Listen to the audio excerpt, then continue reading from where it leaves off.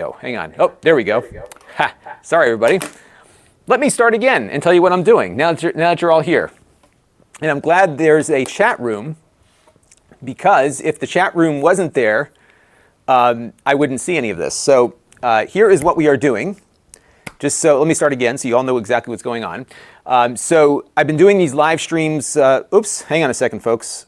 I'm having some trouble here with what happened to the Amazon stream. Oh, so Amazon booted me out because there was no audio coming through. So let me copy this one. I got to restart the Amazon stream. So give me 1 second here, folks. And once this one starts up again, we will be ready to go. So basically what we're going to be doing today is going through my list of products, or the list of videos that I did throughout the year, and do not a review, but kind of an overview of what I was working on and what I think is the best of the best. Let me just get Amazon Live here.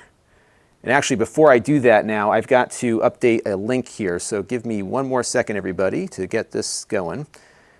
And what this is basically is kind of like my workflow that you're watching. So I do a lot of prep work. Oh, shoot.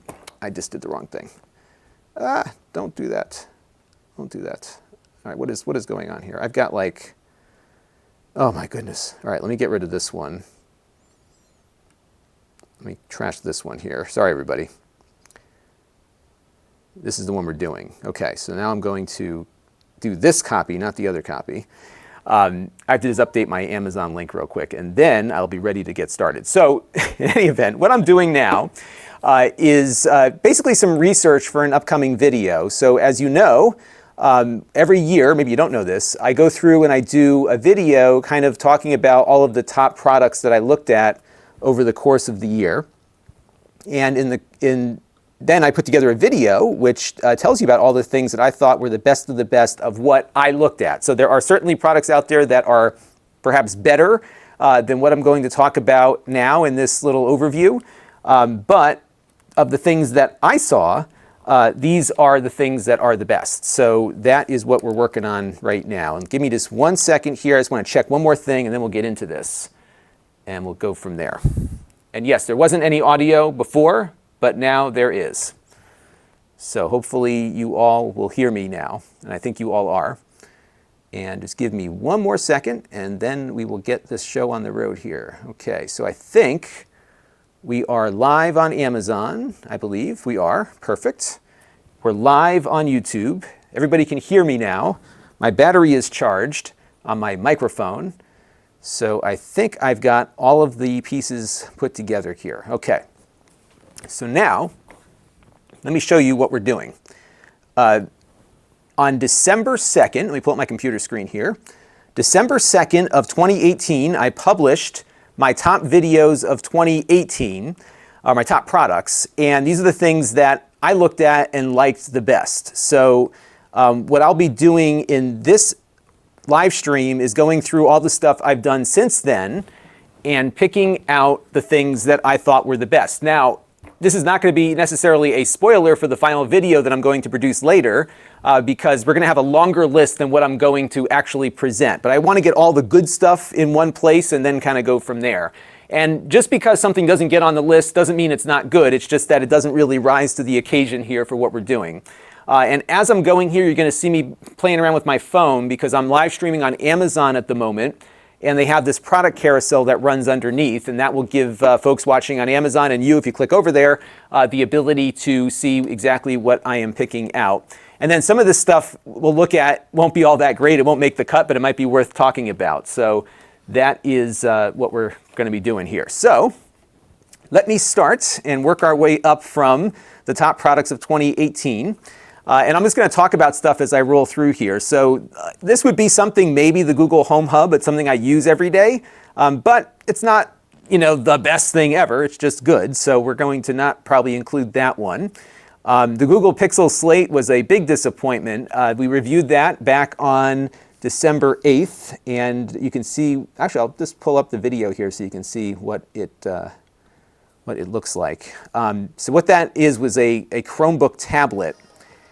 And what I'll do is I'll just kind of play the video here as you can, hey, it's in like super low res here. Why is that so cloudy?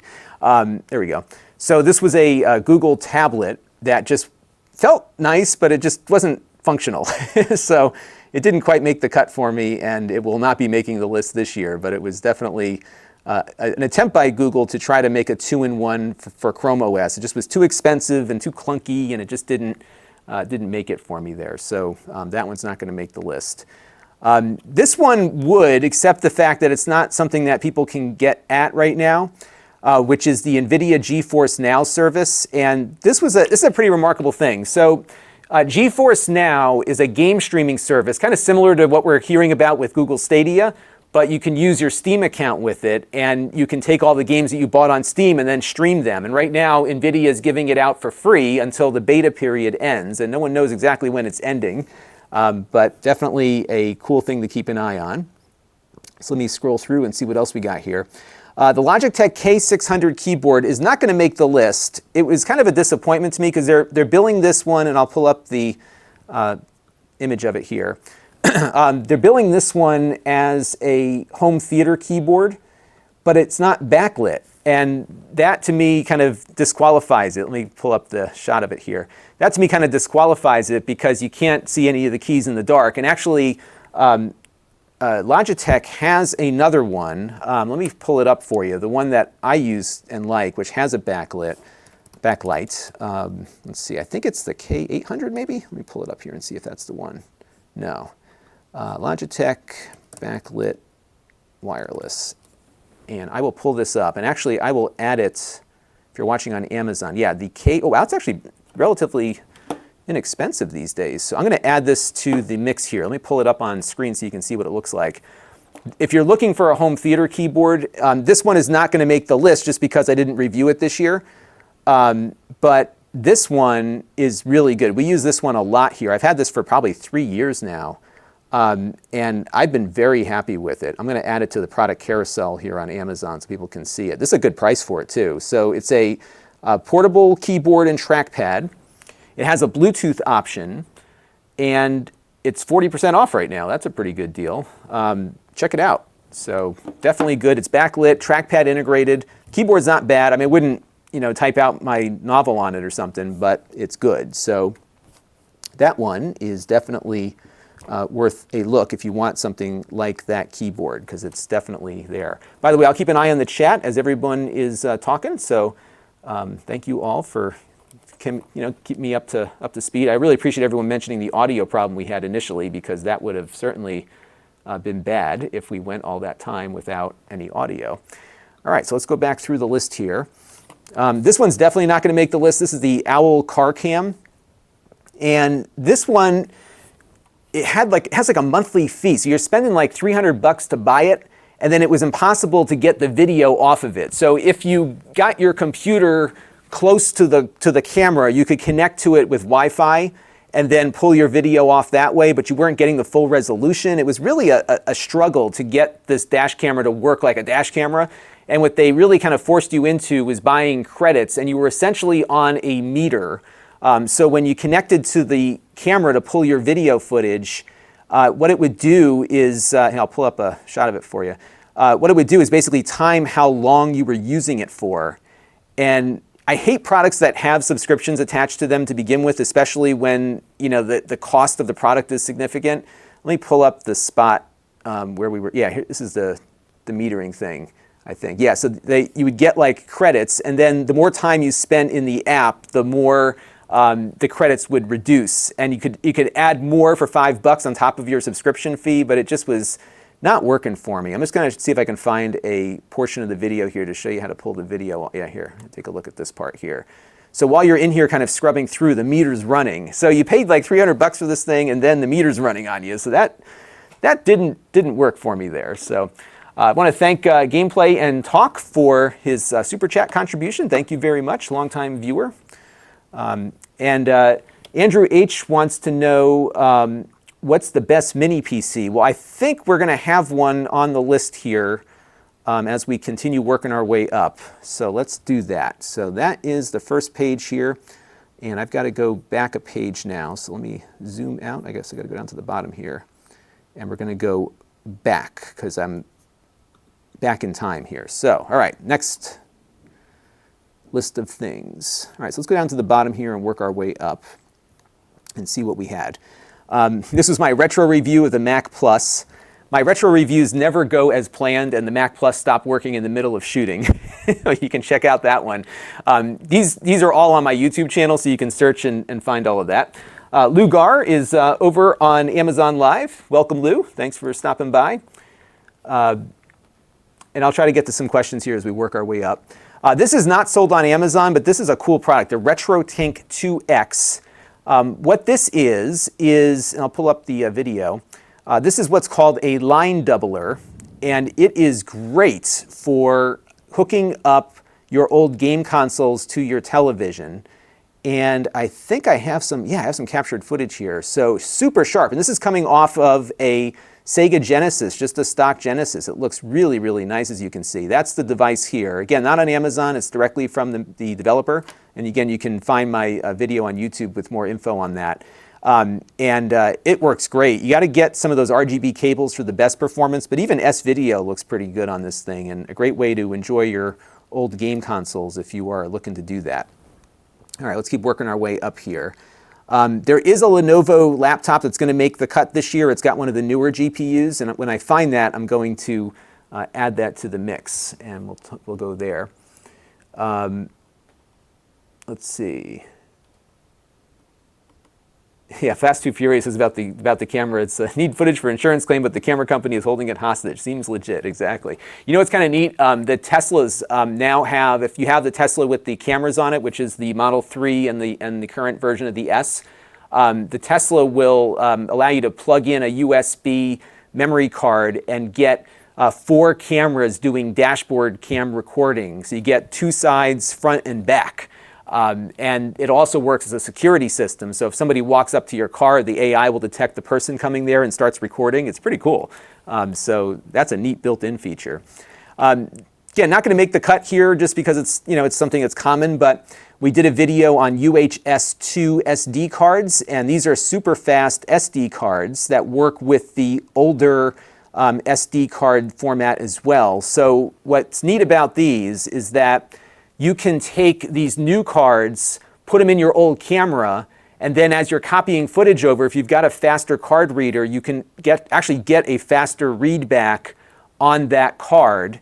And it's definitely something you should look at, because even if you have older equipment, they're still making large files. So a good example is my Nikon camera.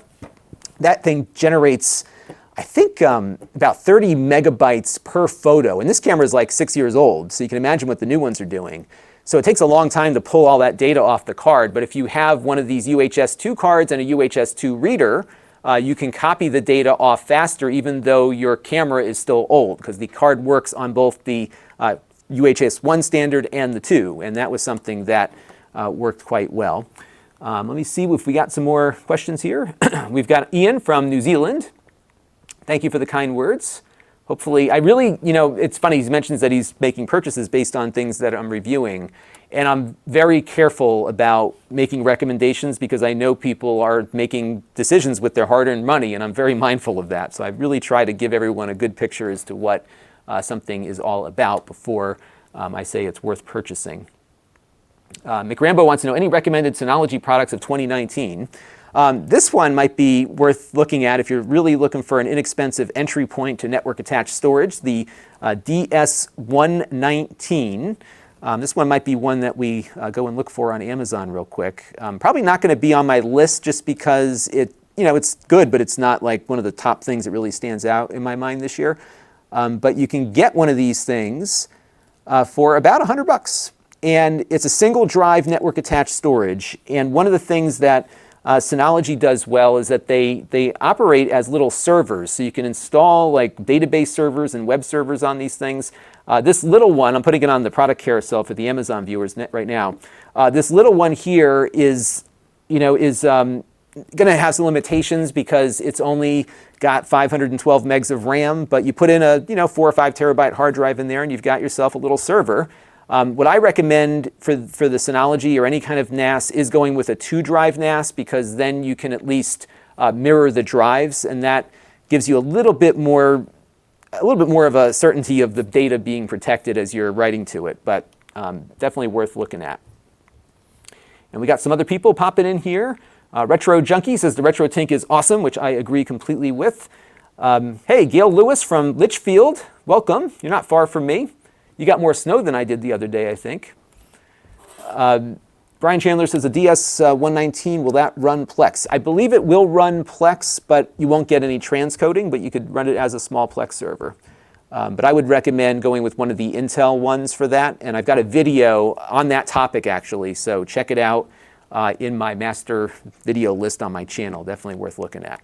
All right, let's keep moving along here. Oh, this one's definitely going to make the list. All right, so let me, because this is, by the way, I also look for things that I use all the time, and this one is definitely that. So this is a fiber optic HDMI cable. I'm going to look it up on Amazon real quick and show it to you. This is a @ZB, and there's a bunch of these. So I'm going to pull up the one that that I got in for review.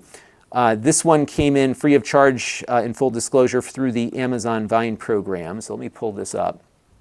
And this will be, again, one of these things where your mileage might vary, but my mileage was very good. And this is something that I'm continuing to use every day upstairs. And I did a video on exactly what I'm doing with this thing. And by the way, I need to make sure I put this in my Google Doc also. So let me just add this to the stream here for the folks watching at home.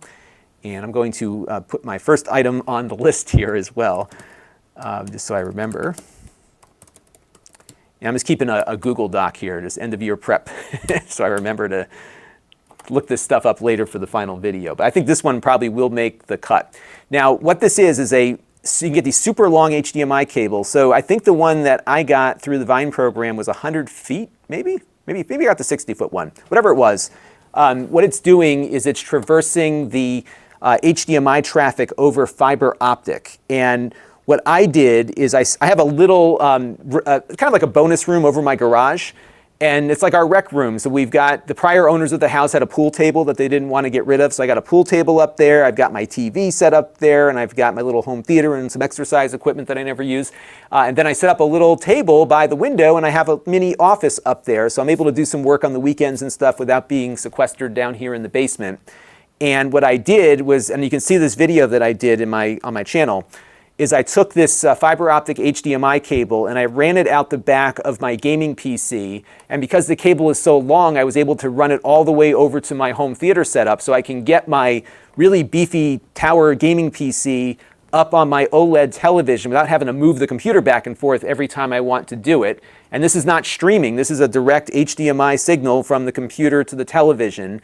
Everything that I tested worked, so like HDMI CEC and all the things that you would do with HDMI worked fine, and you could go super long distances. It added a very marginal amount of lag to the mix. We're talking like a couple of milliseconds, if that.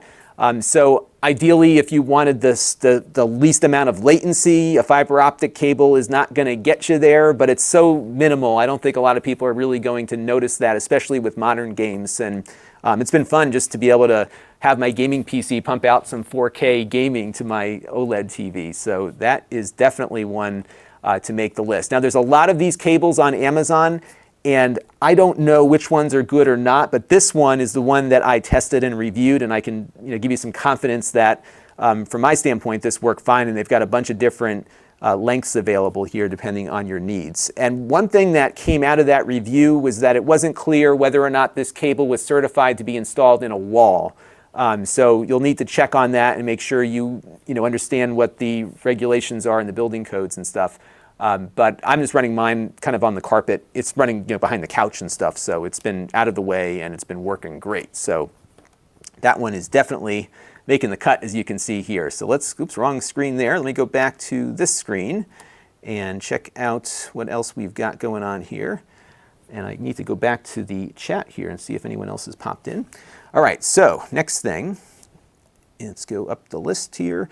This was kind of a neat thing. It's not probably going to get us on the list, but it's a little adapter for these mini light bulbs. So it screws in, let me pull up the video because I think it would be best demoed that way. Let me go back here for a second. Oh no, I think I just screwed up my list. Let's see, hopefully I can get back to where I left off, hopefully.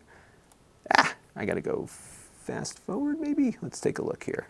No, we're still good. Okay, so let me grab this link here and I'll show you what this is all about. So this is called the Anywhere, and it's a smart device that screws into a lamp, and it has a burglar sensor on there, like humidity sensor, and then it can turn any small light bulb into a smart bulb. It does require those little light bulbs to work, but it works with the A-word and all the other stuff out there. So it's cool. I thought it was neat. Actually, you know what? Let me put it on there because, you know, I'm probably going to break these things out into categories, and I think this one might work well. Let me see if this one's on Amazon too. It was funny, I met these guys at CES, and as you know, and we'll talk about CES in a second, when I go to CES, I go to this one area where all the small companies are, and you would be surprised like what you find, because all these smaller companies don't have the marketing muscle that some of these larger companies do. So Anywhere, okay, let's look it up here.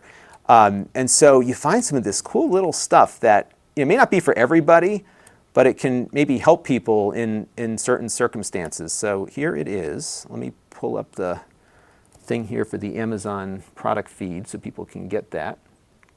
And one of the things I'm going to suggest to the Amazon people is to put the product carousel in the chat so that it's easier to add things as we're streaming here. So this is called the award-winning Anywhere. Let me return to the live stream here and pull it up so that people can see it. And again, it's just a little light bulb adapter. There's an app. It works with Google Home and the Amazon stuff. And there's not much more on that here. But check out the review. I think you might find that of interest. And by the way, so most of my reviews are on Amazon as well. So you can go to the Amazon product page and you'll find many of my YouTube reviews right here. So they're conveniently located for you. So be sure to check it out there. All right, so that one's going to make the list. And we got to make sure we spell it correctly here. And I'm going to organize this after I'm done streaming. What I'm doing now is just going up through all this stuff we've looked at in the last year and going from there. Now this is something that is not necessarily, I guess they are kind of new. These are the YubiKeys, and let me pull up this video for everybody. This is actually a very useful process to hear from all of you. And I'll take some chat room questions here in a second. So let me just go back up to this one here. And the YubiKeys are kind of neat. So let me find where I'm looking for here. By the way, these videos that I do on security are always tough because I have to like blur out everything, all my own stuff. So this is a YubiKey. Oops, let me get it right to the spot. Can I get into that spot there? Let's take a look. Sometimes it's hard to get YouTube to cooperate. And let's see if I can find a better spot here. So what these are these little devices. Let me see if I can find one on Amazon. It might be easier for everybody.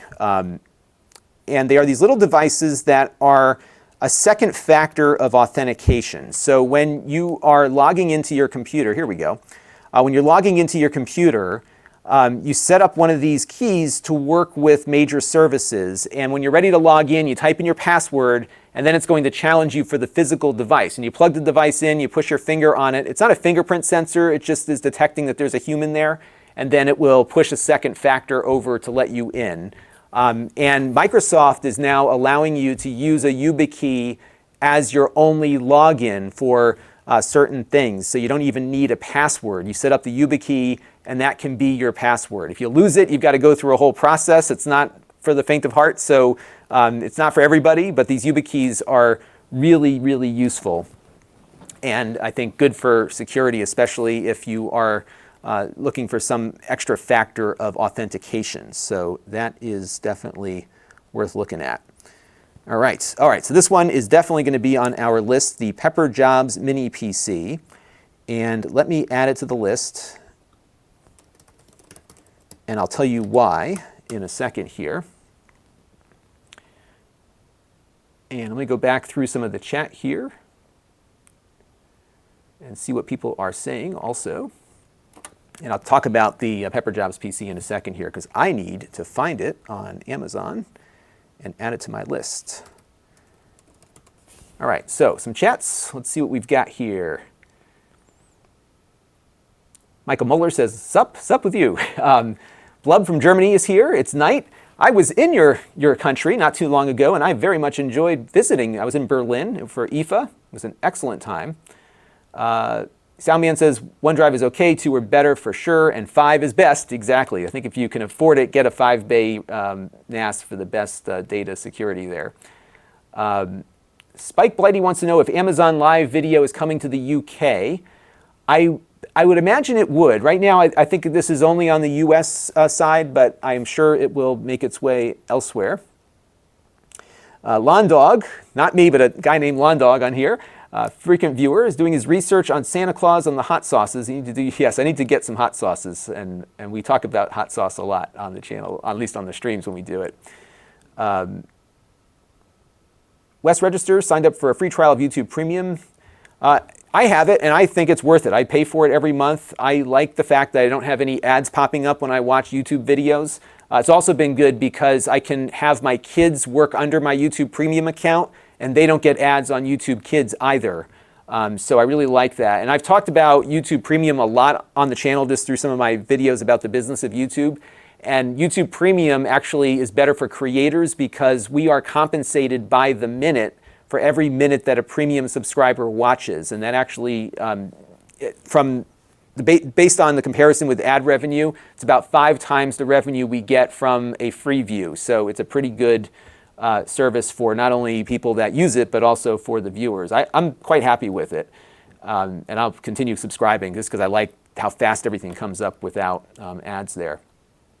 Some discussion about the fiber being zero risk of fire. That's correct. Although I think the fiber cable that we were just talking about, that cable does have some, it's very low voltage, but it is transmitting some stuff via an electrical cable inside of it because the CEC commands are coming back and forth, whereas the fiber side is one way only for the HDMI video and audio data. So that was my only concern with it, but it's low voltage, so I can't imagine it being that difficult there. Maria's wants to know my review of the... Oh, yeah, and by the way, Soundman also says it has to do with the jacket and outgassing, which is that's exactly the issue there as well. Maria's wants to know about the Amazon Fire Cube. I reviewed that, so check it out. I think it's a good product, but it's not for enthusiasts. And actually, one of the things that the Fire Cube does really well is universal remote control. That is a really good feature of that product. Because you can just ask for something and it sets up, you can have multiple things going to right inputs. It's great. Watch my review. I think you'll get a good idea as to where it sits in the marketplace. William Wilkinson wants to know, so I need to name folders. What do you name them in their specific name? I'm not sure what he's referring to. So give me a little bit more info on what you're looking for there. Peter Max says, have I ever been to Poland? I have not. I believe my grandfather came to the US through Poland many years ago. Jeremy Gold wants me to talk about the Flex streaming box from Xfinity.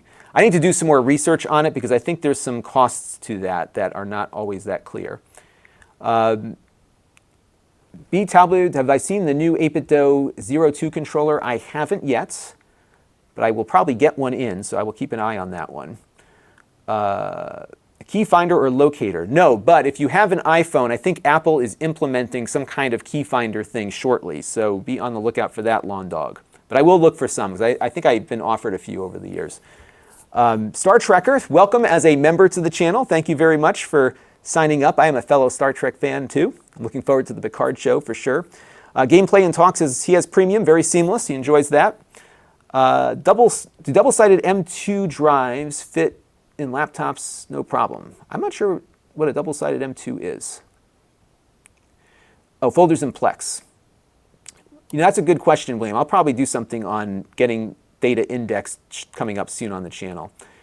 Albert wants to know if I'm going to do a review on the new Xbox Elite controller. Likely not unless I get one in through one of the programs. That kind of product gets reviewed a lot, so it'd be hard for me to kind of make back my investment if I had to buy one, so most likely not. All right, let's move back to the products of the year here. So this is the Pepper Job. Pepper Job is going to have 2 products on the list, actually.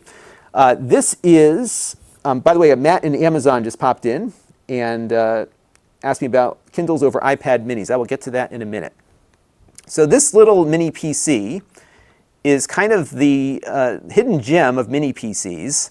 And I reviewed this a little while back, and you can find that on my channel. I'm just going to add this to the live stream here so you can all see it. And what's unique about this mini PC is that they have basically locked it in at its burstable speed, so it doesn't throttle down. And the way they did that is they designed a nice heatsink and fan that keeps the chip cool and running at a consistent rate of performance. Now, it's not going to, rival your Pentium or your Core. I'm like 1995 here, your Core i7s or whatever, but it's going to do better than other inexpensive mini PCs that are out there. It's a very nicely performing box. It could be a good Plex server.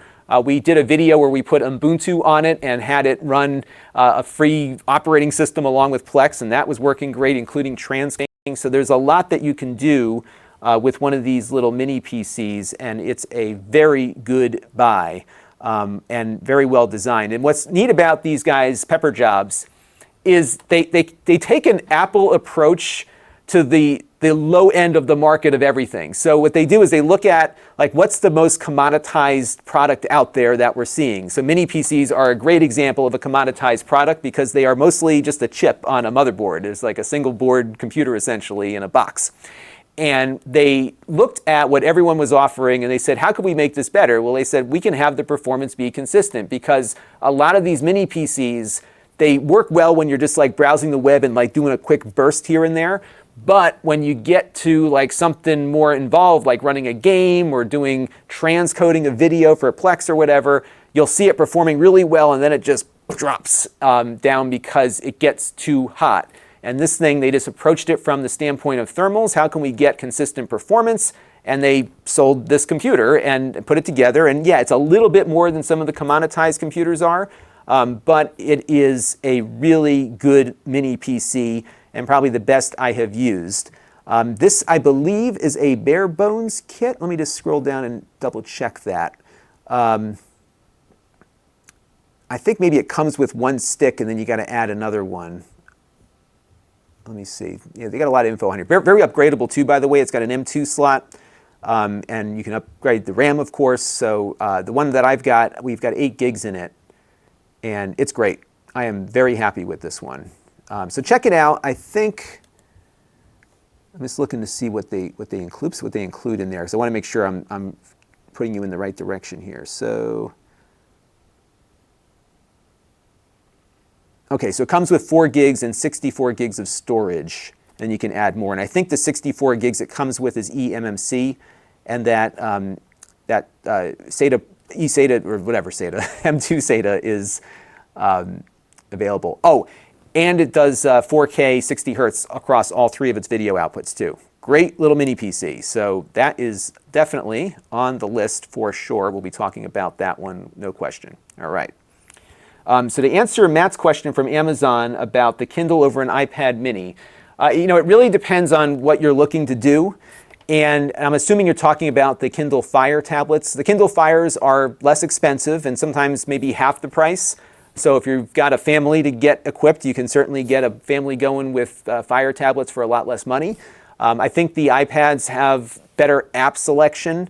And one thing that the Fire tablets don't yet have is an official YouTube app, although the Fire TV devices do. So, if you want to, I think a better tablet experience is definitely the iPad.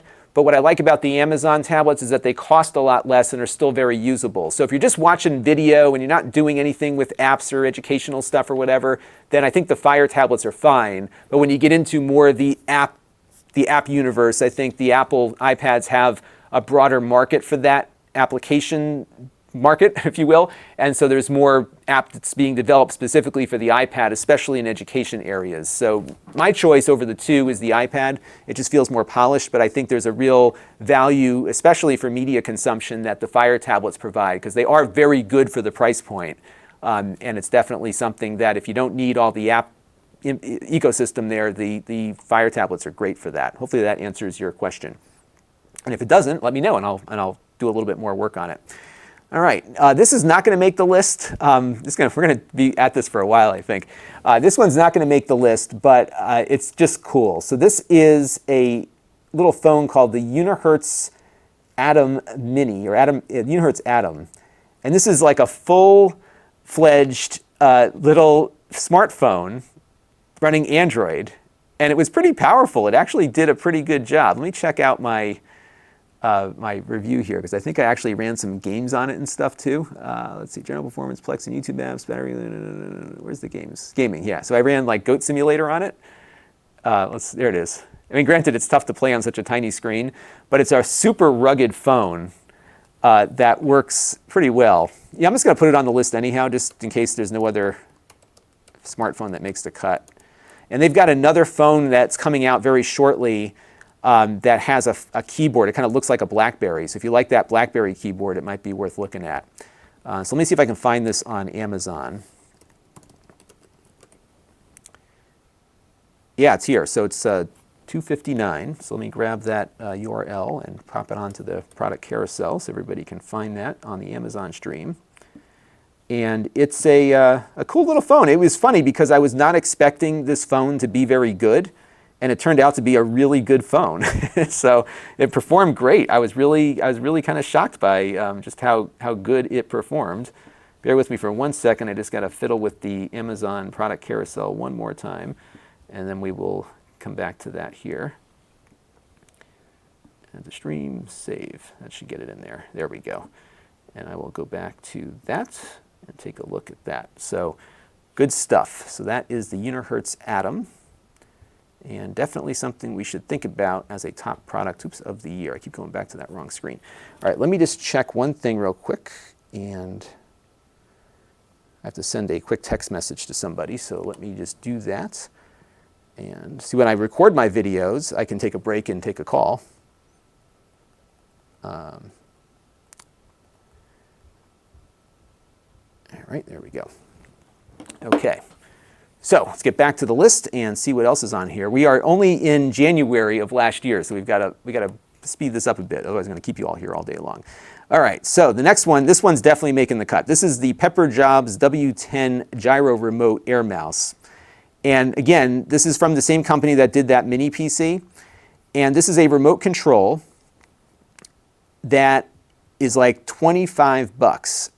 And it is great. Let me pull it up here. So it's got a keyboard on the back and a remote on the front. And you've seen these all over the place, but this one actually works. It's got a gyroscopic mouse on board.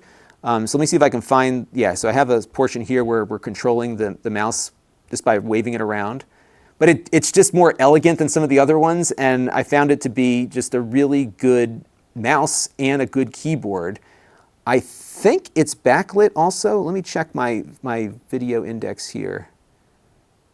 Yeah, backlight at 619. So let's show you that backlight there. Yeah, look at that. It's great. So let's look at that real quick. Pepper Jobs.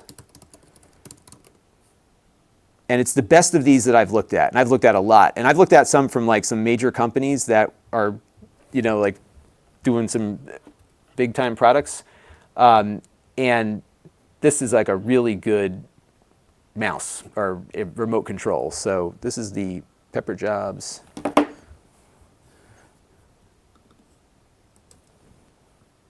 me paste that in here and just add it to our stream so all the Amazon viewers can check it out. Yeah, I've got to talk to them. There's a two-step process here because I have to jump out of the chat to add something to the product carousel on the Amazon chat. So I'm going to send them a suggestion to maybe make that more efficient. But yeah, this is a great remote. So we're going to put that on the list. And I'll organize all of this when we get done with that. All right. I'm going to do a few more of these and then I'll take some more questions. So keep them coming. All right, so let's scroll up here. There is a Lenovo device that I want to recommend, and I got to make sure, let's see, that's an Ultrabook. I don't think that's the one that has it. There was one Lenovo that had an NVIDIA GPU that really performed nicely, so we'll probably get to that one. Let's see. There's some cool stuff here. Like this was neat from a production standpoint. The folks at Teradek let me borrow this, and it's a video streaming device that allows you to broadcast remotely, and it takes the the data and it breaks it up amongst multiple connections. So what I did to test with it is they sent me a version that had 2 cellular modems on it, and then you could also plug it into a local network and use your iPhone's tethering thing as another feature, and it was great.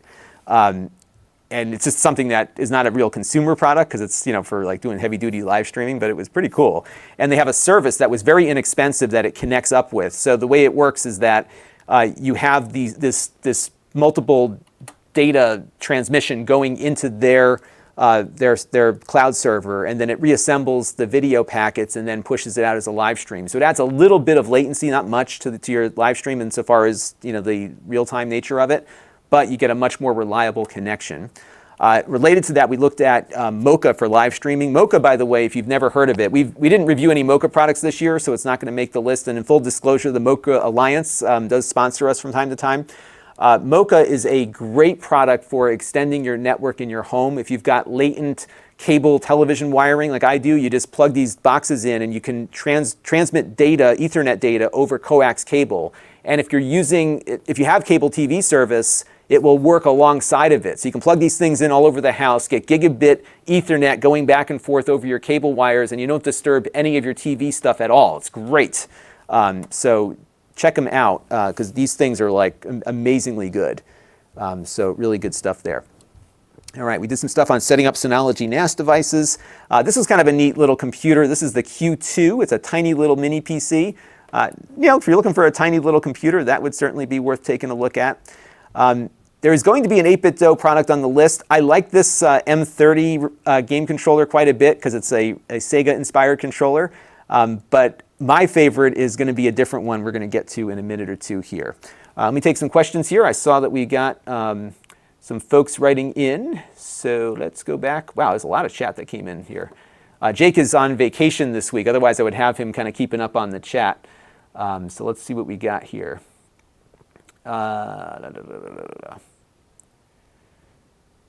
So Jeremy Gold says he would go full VOD except for my mom who demands that she has cable. Yeah, so you have the Internet TV bundle. Yeah, where I am, I can't get much over the air, so I haven't found anything that works economically yet because I have to keep the Comcast Internet connection here because that's all I have as an option. So we'll have to see where that goes.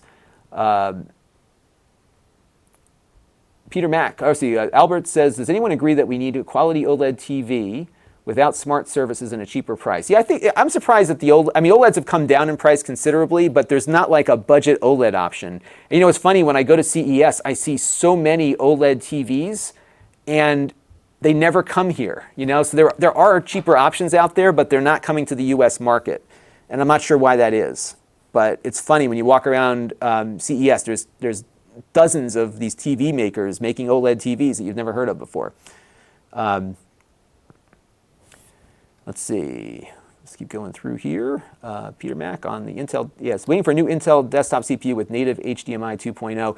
Peter Mack, we talked about this very topic on the weekly wrap-up. My recommendation for a good home theater PC is actually the NVIDIA Shield because it does all of that stuff that the PCs aren't doing. And it's a shame because you could have a super high-powered PC and it doesn't do a lot of the streaming stuff and a lot of the in-the-home 4K HDR stuff as well as a cheap TV box does these days. It's kind of crazy.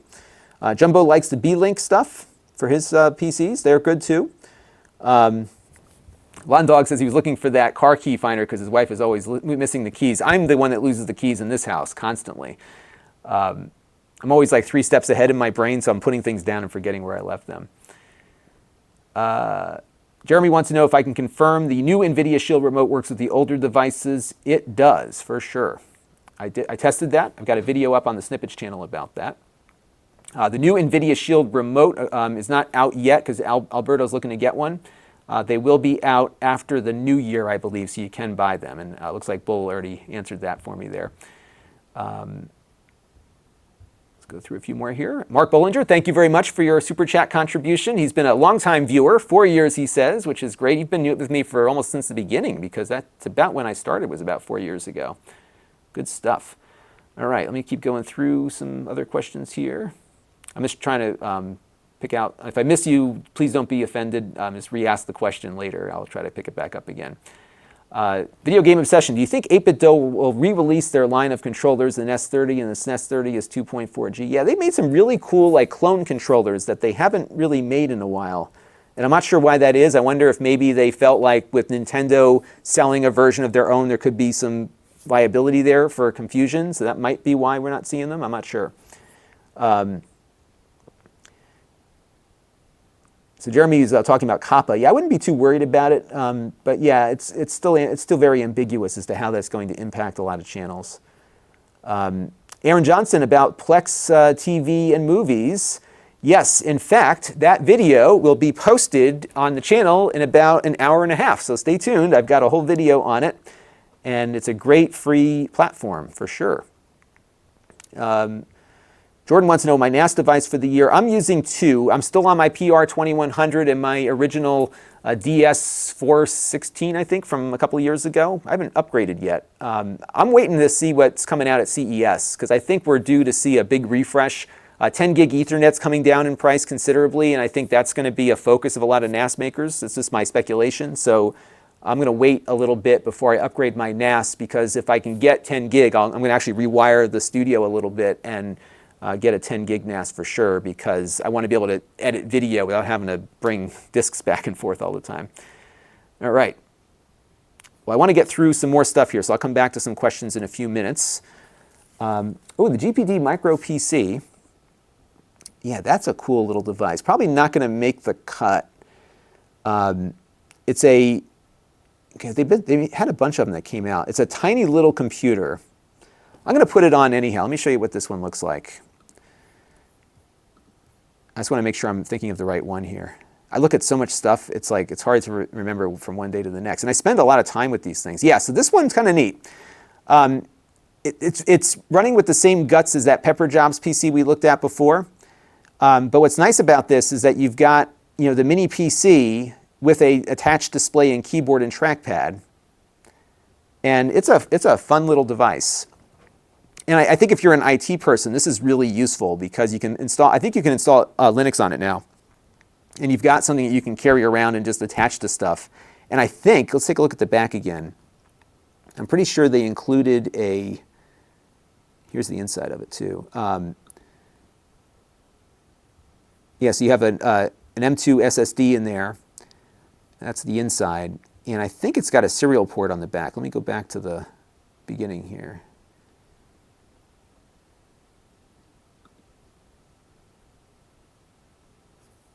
You know, I can go to the index and take a look.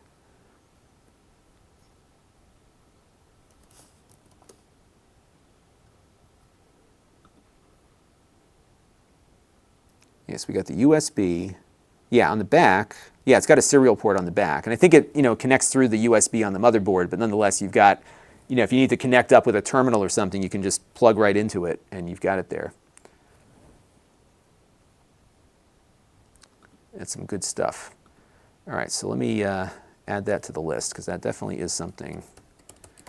Micro PC, because they had another one that's kind of more gaming centric, but the problem with the gaming one is that it didn't quite run the games very well. I thought they should have put an AMD chip in it versus an Intel, and I think this might change this year because the new Intel 15-watt chips are now doing some decent GPU performance now. So that might be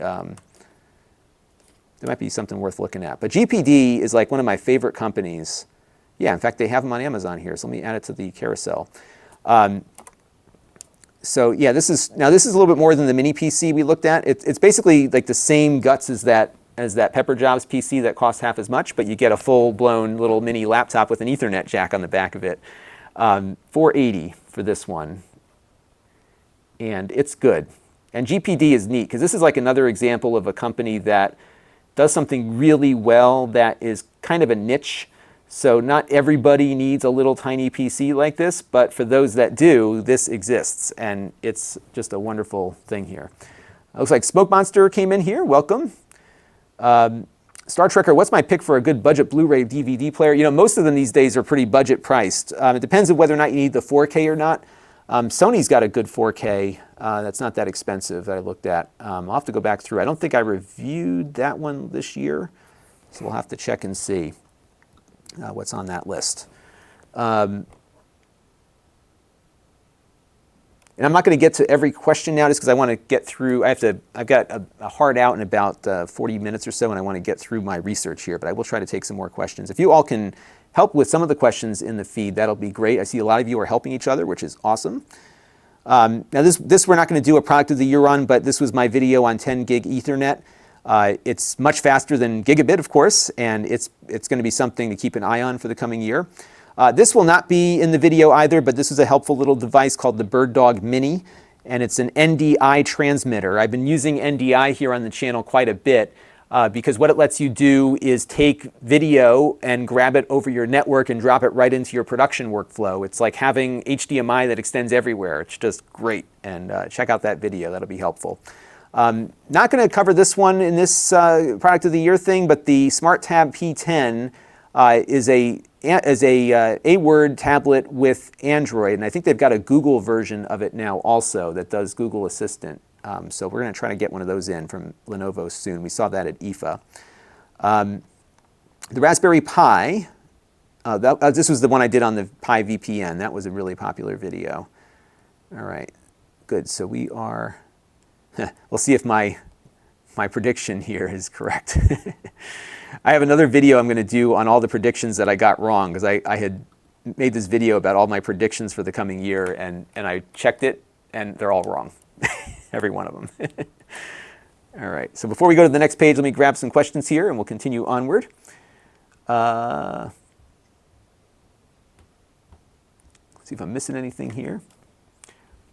Roger wants to know what my next big project is. You know, my life is just a lot of little projects, one after the other, that never goes away. I wish I had time to do, you know, more big projects because I have so many little things to do that I can never really spend like a week doing one thing. Yeah, I think Sony's are probably the best way to go for Blu-ray players these days. Samsung is out of the market, which is unfortunate. All right, now this is something you cannot get on Amazon, but I love it. The Analog Mega SG. No question, that is on the list. And every year, one of the Analog products makes it there. And let me show you what this is, because it is the best way to replicate your Sega Genesis. And we did this as a live stream, because I got mine kind of late. I buy these, but they send it to me later than the ones they gave out. And what you can do is put in your Sega Genesis cartridges, but it uses what's called a field programmable gate array processor to replicate the experience of a Sega Genesis. And it is one-to-one compatible with most of the peripherals you would plug into it. So you can run Master System games on it. All the flash cartridges work. You can even, and I think I've done this in the video here, attach a Sega CD. Yeah, there you see it. You can attach a Sega CD to it and run your CD games. It's just amazing. And you're going to see something else on my list in a few minutes that eliminates the need for the CD completely as well. But if you are like a true Sega Genesis fan, this is without question the best way to experience the Sega Genesis. Very low latency, crystal clear HDMI output. It's just absolutely perfect because the people that make this are serving the super enthusiasts of the marketplace, and they will not settle for anything else than perfect replication. And it's just spectacular. And you can see here the Sega CD thing running on that. Great product. And they actually have a bunch of them. So this one does Sega Genesis. They've got another one called the Super NT that does Super Nintendo. Same thing, just awesome. So check those out. I saw Smoke Monster is in here on the chat, and he knows of another product that's going to make that cut very shortly as well. All right, so let's keep plowing through here. Yeah, this one, let's see. Yeah, the Falcon Heavy launch. By the way, if you haven't watched this, I got press credentials for SpaceX, and I saw the Falcon Heavy takeoff from like the closest place you could be. It's just awesome. So check out that video. It was really a lot of fun. Let's see here. By the way, I really appreciate everybody helping each other out in the chat. That is great to see. So thank you all for being so helpful and kind to each other. This one's cool. This is called the Retro Flag Raspberry Pi case. And we're going to add this to the list. I have it over there, but I'm going to just put it on here. So this works with the Raspberry Pi Zero. And what you do, it looks exactly like an original Game Boy, but it has more buttons. Isn't this cool? I mean, it's just like perfectly replicated. And what they incorporate into it is a Raspberry Pi Zero, which is the really tiny Raspberry Pi. And you can emulate like the entire 80s and 90s essentially on a little handheld. They make other things like this Mega Pi case that gives you a little Mega Drive or a Sega Genesis that you can put a bigger Raspberry Pi in. But this thing, they really outdid themselves. And this is the what the Raspberry Pi Zero looks like. It's a very tiny single board computer. And the Pi goes inside the little cartridge slot here. It's just so well put together. And even like, they even got the pins replicated of the cartridge connector. Isn't that cool? So it's just really cool. It's from a company called Retro Flag. And they do these awesome little like retro recreations of stuff. And I just love what they do. And it looks like it's on Amazon here. So let me go over to Amazon and let's search for what it costs now. Retro Flag. There it is. Here it is, $69. I'm not going to click the sponsored links. I don't want them to have to incur cost here. So there it is. And it is fantastic. I'm just going to add this to the product carousel also so you all who are on Amazon can see what I'm talking about. It's a great little device. And it runs on AA batteries. So get those rechargeables because you'll need them. It does okay. It's actually a pretty good thing. Now, it does not come with the Raspberry Pi Zero. You're going to have to get your own. But there are instructions as to how to get it all working. It's not hard to assemble. It's actually kind of a fun thing to put together. And there might be some bundles too that you can find that do all of that. And I got to make sure my video shows up on here because there is no video on the, make a note to add it to the mix there. Give me 1 second, I just need to write that down. So we must have missed that. You know, what happened was when I made that video, it wasn't yet up on Amazon, so that's why my video didn't get onto the Amazon page. So that is a cool little device there, for sure.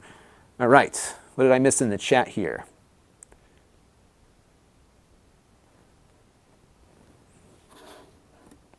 Peter Mack wants to know, what keyboard would I prefer, the K400 Plus or the K600 TV? Let's look at those real quick because I am not sure either. I haven't looked at all of them yet, so from Logitech, they have a lot of them. And what's funny is they come up with new ones and they still sell the old ones too. Okay, so yeah, so I'm not crazy about the K600 or the K400. The K600, the K400. Which one's the K400? Oh, this is it. Yes, I have a bunch of these K400s. In fact, I run my TriCaster with a K400.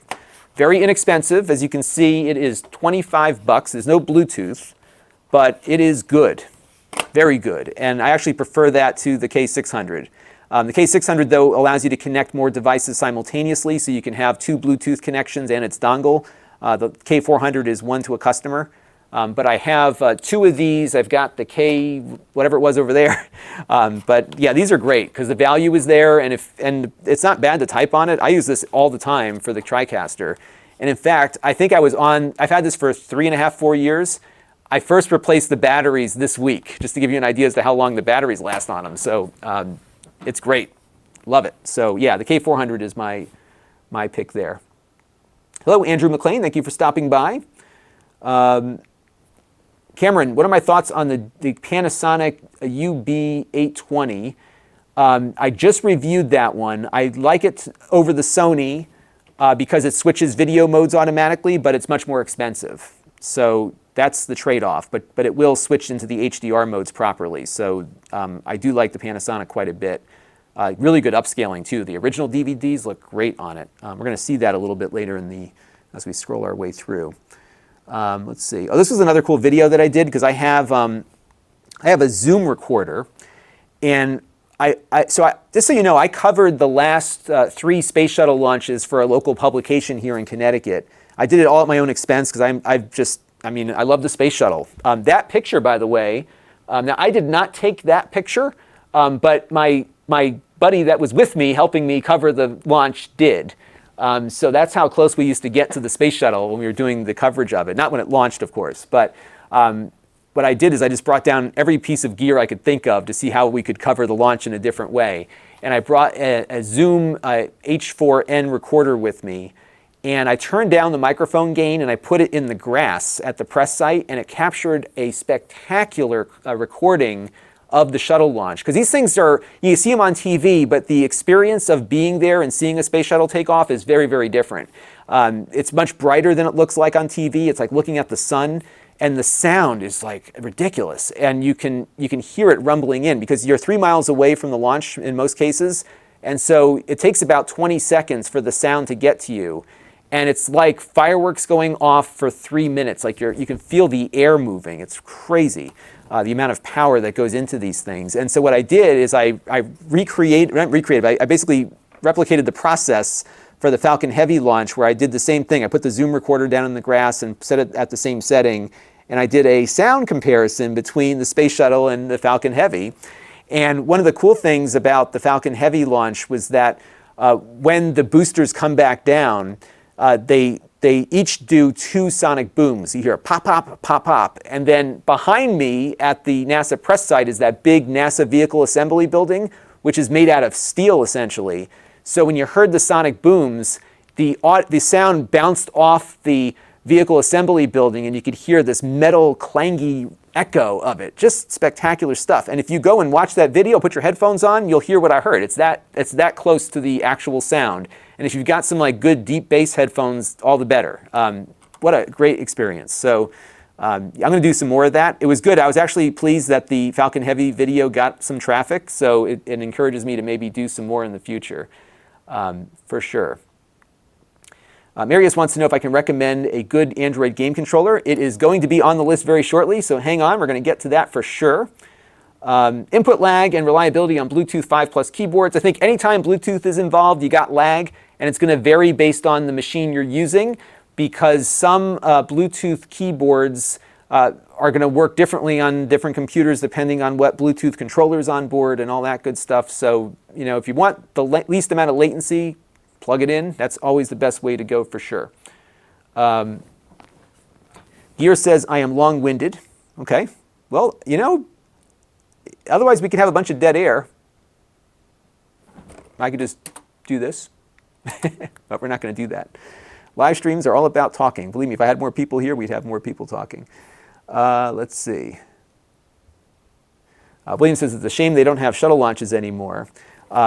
Yeah, well, you know what? There's going to be a lot more stuff happening, though, in replacement. So what's happening now is we've got SpaceX and Boeing are both going to be doing flights to the space station with their little space capsule devices. So that's going to start. Falcon Heavy is going to be doing some stuff. Jeff Bezos has a quieter operation that's making a lot of progress with reusable rockets also. So it won't be as spectacular, but I think we're going to see a lot more of it. NASA has their big rocket also, so there's a lot to come. So stay tuned on that front. We'll try to get down to a few more of these things, especially when the new NASA rocket gets ready to go up for its test flight, which is going to be a monster. It's going to be bigger than the Saturn V. All right. This won't be a product of the year, but it was a video that we put a lot of effort into, and unfortunately, the algorithm just didn't send it out to people. We got in, my friend works for a company that does high-speed cameras, and we got in like a $100,000 camera to play with just for the day when he had it with him. And we show you how it works and what you can do with it and all that kind of stuff. So you should definitely check it out. It was kind of fun just to see how all this stuff works and operates. It's a really neat video, and I was really disappointed because we spent a lot of time on that video, both editing and shooting it. So that was a real bummer that it just got no traffic.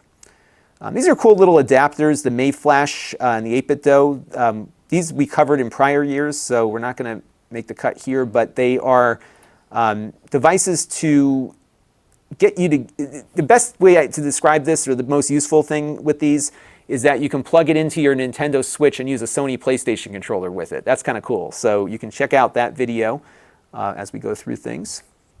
We did some more on Mocha.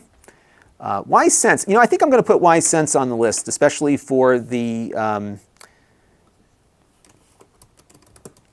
me just do that real quick, and also the one above it. Wise Sense is neat. So we looked at these. Let me close out of this video that's playing here. We looked at these back in May. We're already halfway through here. This is good. And these are cool. So these are little sensors that you can put on things, and they can trigger events, and they work with the Wyze cameras. They're not all that expensive. And so they have a motion sensor, as you can see here, and they have a contact sensor. And then inside the Wyze, you have to have this $25 Wyze camera, and you put the little controller in there. And then every time those two pieces separate, I opened them up so you can see the batteries. Every time those two pieces separate or the motion controller picks up something, you can have it trigger something else. So you can use IFTTT, you can do all sorts of stuff with these. It's one of those things where you can put them on anything and just have at it. Let me see if these are on Amazon, because I have a feeling that they weren't at the time that I did the video, but they've got to be on there by now. Huh, you know what? They're still not on Amazon. Isn't that not the case, huh? Look at that. Not there. Okay. Well, I guess we'll have to look for those on Amazon again in the future. So they are really good little sensors. And people are like doing all sorts of creative things with them. So one guy wrote in and said he has one on his mailbox. So every time the post office stops by and drops things off in his mailbox, he gets a signal from that open and close. And I guess he's got it close enough to his camera for it all to work pretty well. So yeah, those are really good. All right, the next one. Oh, let's take some questions here. We got a bunch of people writing in, so let's go back through. Wow, we got a lot of people talking here. A lot of talk about the Space Coast in Florida. Yeah, it's fun to go down there. I want to do more of that, and I'm hoping to do more. Logistically, it's tough, though, because when you go down to Florida for a space launch, you never know when it's going to go. So, for example, with the Falcon Heavy, we got down on like a Monday. It was supposed to launch on Tuesday, but then they had bad weather. They had a mechanical issue, so we ended up not seeing it launch until Thursday. Just to give you an idea, you got to plan for it. But I went down with a friend of mine, and we ended up doing a day at Disney World. It was fun. It was kind of a neat little buddy trip, a little vacation with a good friend of mine that I hadn't had a lot of quality time with in a while. So let me go through some of the other chat here, and then we'll jump back in.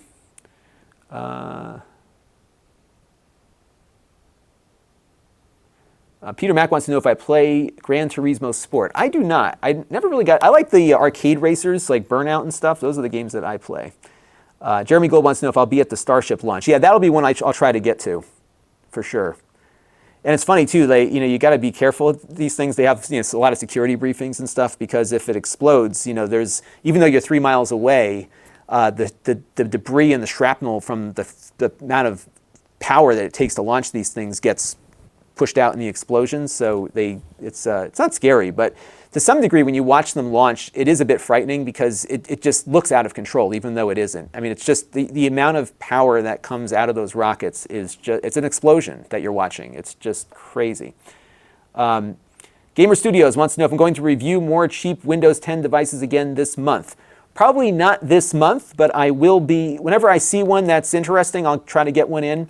What happens, though, is I'm trying to be more selective about some of the things that I get, because a lot of these are the same as somebody else's. They just badge them differently. So I'm looking for things that are going to be decent and worth talking about, as opposed to junk. That's what I kind of look for. Zam wants to know any thoughts about the new MacBook Pro battery issue. I have not heard of that yet, but I should tune in and find out, because I was looking at that MacBook Pro. I don't really need one right now, so I'm not ready to jump. I have my MacBook Pro from 2015 or 2016 when they first refreshed the line. And then we also have, which Jake uses to edit with, we have my older MacBook Pro from 2012. And when that one finally dies, then I'll upgrade and give Jake my old one. But for now, I'm going to stick with what I've got. But I will look into that battery issue. There's always something with those new Apple computers when they first come out. Jeremy Gold wants to know if I've purchased any Baby Yoda merch yet. No, but I know I'll be getting some for holiday presents for sure, because my sister gets me that kind of stuff. Crazy Killer can't wait for Starlink Internet. You and me both, because if they can deliver on even like 100 megabit upstream, I'm in. I need better upstream here.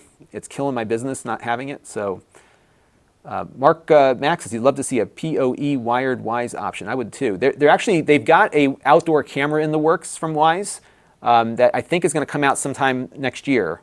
So that will be good. Cameron D, yes, we're going to get to Stadia at some point. Not yet, but I will get there. I just got to get through some things that I want to get up first because we're in holiday shopping season, so that stuff has got a bit more of a priority. But we're gonna look at it. And again, with Stadia, I'm going to try to look at it from the perspective of what's good about it, because it's not all bad. Let's see. Gear wants to know what my day job is.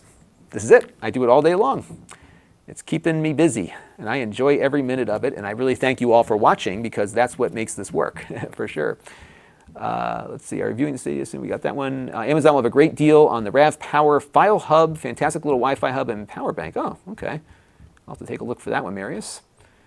Yeah, Fast Too Furious says, I'm the head of Dyson Industries, which will soon become Skynet. Yes, that's my master plan. Patrick Wolsham says, new lighting. Yes, I am slowly working on the lighting. I don't know if you saw my wrap-up from the other day, but I now have some overhead lights that got rid of this thing on the side. That front light's going away soon. I'm going to replace that with another one, and we're slowly getting there to look a little bit more professional. So we are getting there. Debbie Nolly wants to know if I run my cameras on a separate network. So my cameras are, if you mean my streaming, no, I'm just going out through my house internet. These two cameras are just directly attached via HDMI, but I'm thinking about upgrading my TriCaster, and when I do that, we'll be going to complete NDI. And one of the neat things about the new TriCaster that I'm looking at is that it has a built-in PoE hub built into it, so you have like a little local network that just sits inside the TriCaster that you can plug in your studio cameras to. So we'll likely go up to 4K as well. All right, let's keep plowing through some other products here. Google Pixel 3a is definitely going to be on the list. An affordable smartphone that I think has the features that consumers want, mainly a good camera and a good screen, and it compromises in areas that I think consumers are not as particular about. So you can see my review there, and I love the small one. This was the small one that Google sent to me free of charge, by the way, for the review. Love the display, love the camera, really decent performing phone. It's not, going to be as fast as the Pixel 4 or whatever, but for most people, it is more than adequate. And it is on Amazon as well, so let's find it on there and see what we can do on the carousel here. So let's add it to the Amazon carousel. So we'll pick out the least cost one. And these will go on sale from time to time also, so keep an eye on them because you'll see like the prices kind of fluctuate quite a bit. So this one, is it coming from Amazon? Yeah, so it's, oh, this one's not. Yeah, so keep an eye out because it looks like Amazon sold out their stock during the Black Friday craziness. So it should be, I think it's less than this normally. But I love the phone. I think it's a great phone. It's a good value. And I was very pleased with it. So you can check out that review, and it's definitely probably one of the better phones that I've looked at this year for sure. So definitely look into that. So it is a good device there. So that was the Pixel 3a. Let's keep working our way up here. Let's see. Oh, for sure, this one's going to be on the list. The Oculus Quest. In fact, I've got a video coming up on Wednesday that will be all about the Oculus Quest because it has just become a much more valuable or value-packed device because you can use the Oculus Quest with your PC in addition to having it work as a standalone VR headset. And let me fast forward to some gameplay footage I took with it on my review because it's just spectacular. First of all, like the whole Guardian thing works really well. Like you could set up a super large Guardian. It's room scale, so you can walk all over the place with it. You can actually turn off the Guardian features, and you can see when you step too far, it kind of gives you a view of what you're seeing in your room, so you don't walk into stuff. It's just a spectacular product. And let me find the game. Yeah, here's the Star Wars game. I mean, it just looks great. And it's not a PC. It's running on smartphone hardware. It's got just great immersion. I was just so totally blown away by just its standalone functionality. And now that you can hook it up to a PC, it's even more valuable. On the PC, it's not going to be as good as a dedicated VR headset will be, but it's pretty darn close. It's if you're kind of inching your way into this VR stuff, this is the entry point. It's just, and this Star Wars game, it just runs so well on it. I can't tell you how good it is. There's like 3 episodes. They're like $10 each. And I think they're giving you the full series for free right now during the holiday season. So yeah, I can't say enough about this. I'm very enthusiastic about virtual reality, as many of you know. I've been very enthusiastic about it for a while because it's so close to what we wanted it to be in the 90s when we were first seeing all these movies about it and stuff. And the Quest is just top notch because it's got, it just works. It's not aggravating to get it to work. You take it out of the box, you charge it, you put it on your head, and you got VR. And they're selling more. I guess Oculus did a report on the sales performance of this thing. And they are selling more apps on the Quest than they are, like the velocity is far better on the Quest than it is on the PC. So their developers are really going to start targeting this device more heavily. And Facebook's putting some effort into developing for it as well. So I would say, from the standpoint of where consumer VR is right now, the two best ones are the Quest and the Sony PSVR, just because Facebook is pumping money into the Quest and Sony is pumping money into the PSVR. And I'm hoping that when the PS5 comes out, we'll see more from Sony when they have a higher powered computer or processor doing the work. But I can't say enough good things about the Oculus Quest, and it will certainly, let me just make sure I added it there. It's certainly going to be on my list of the top products this year because it's just so well designed. And it's going to get better. So already, like, you bought this thing thinking you're getting a standalone set. Now you can plug it into your PC and get a PC VR headset along with that. They're also going to be adding hand tracking without the controller. So you'll be able to use your hands in the VR environment, and those cameras are going to track it. I don't know how they're getting this thing, which is like a Snapdragon, to do all this stuff. But they've got these geniuses working there, and I'm just totally blown away by it, and I hope it continues. Now, it's, if you are an enthusiast, there's better stuff out there on the PC side, but the fact is the enthusiasts are not carrying the market here for this stuff. It needs a broader adoption to become a thing, because developers are going to start looking to do other stuff if they can't make any money making games and software on VR. And I think the Quest is probably the way it's going to happen between them and Sony, because they're subsidizing it essentially until they figure out a way to get it to finally stick.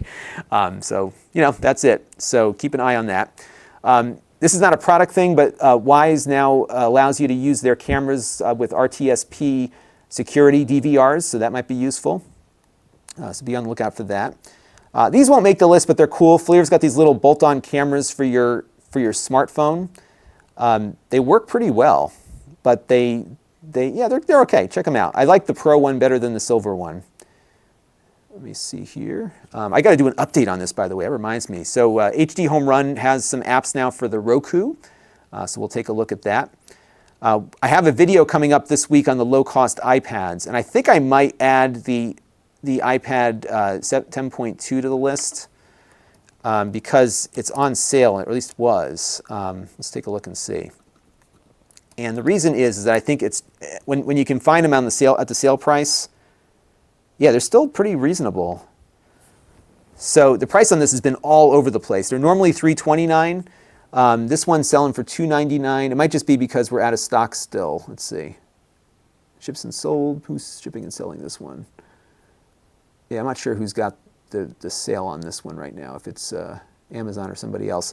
Yeah, this is okay. Yeah, all right. So this is the Amazon version. So this is a great deal for an iPad, even at $299. They were selling for as low as $229 at one point, depending on what time you got in. But these are great, and you get an iPad Pro essentially for a very low entry price. So I might come back to that. We'll see if there's other things that knock it out of contention on the tablet side. Let's see here. All right, so we got the Amazon Fire Tablet 7. This was a good improvement over the prior 7 because now the 7 is as fast as the 8. So the 8-inch Amazon Fire Tablet has the same chip as the 7-inch now. So they're both performing pretty well for the price point. So it's a good value choice. I also looked at the iPod Touch. People are still buying them, and I'm getting some views on the video, so I guess it's working out. So the iPod Touch still has some relevance for sure. All right, let me take a few questions here as we're going. Cameron D, best smart bulbs in my opinion. We're going to get to one in a few minutes.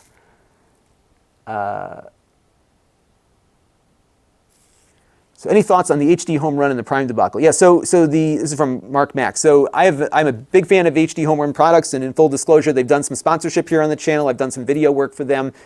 They were a company that I discovered and started using their products, and they found me from some of the YouTube videos that I did. And they have a product called the HD Home Run Prime, which allows you to take cable television signals legally, putting in a cable card, and you can get those signals delivered to any device in your house with a screen.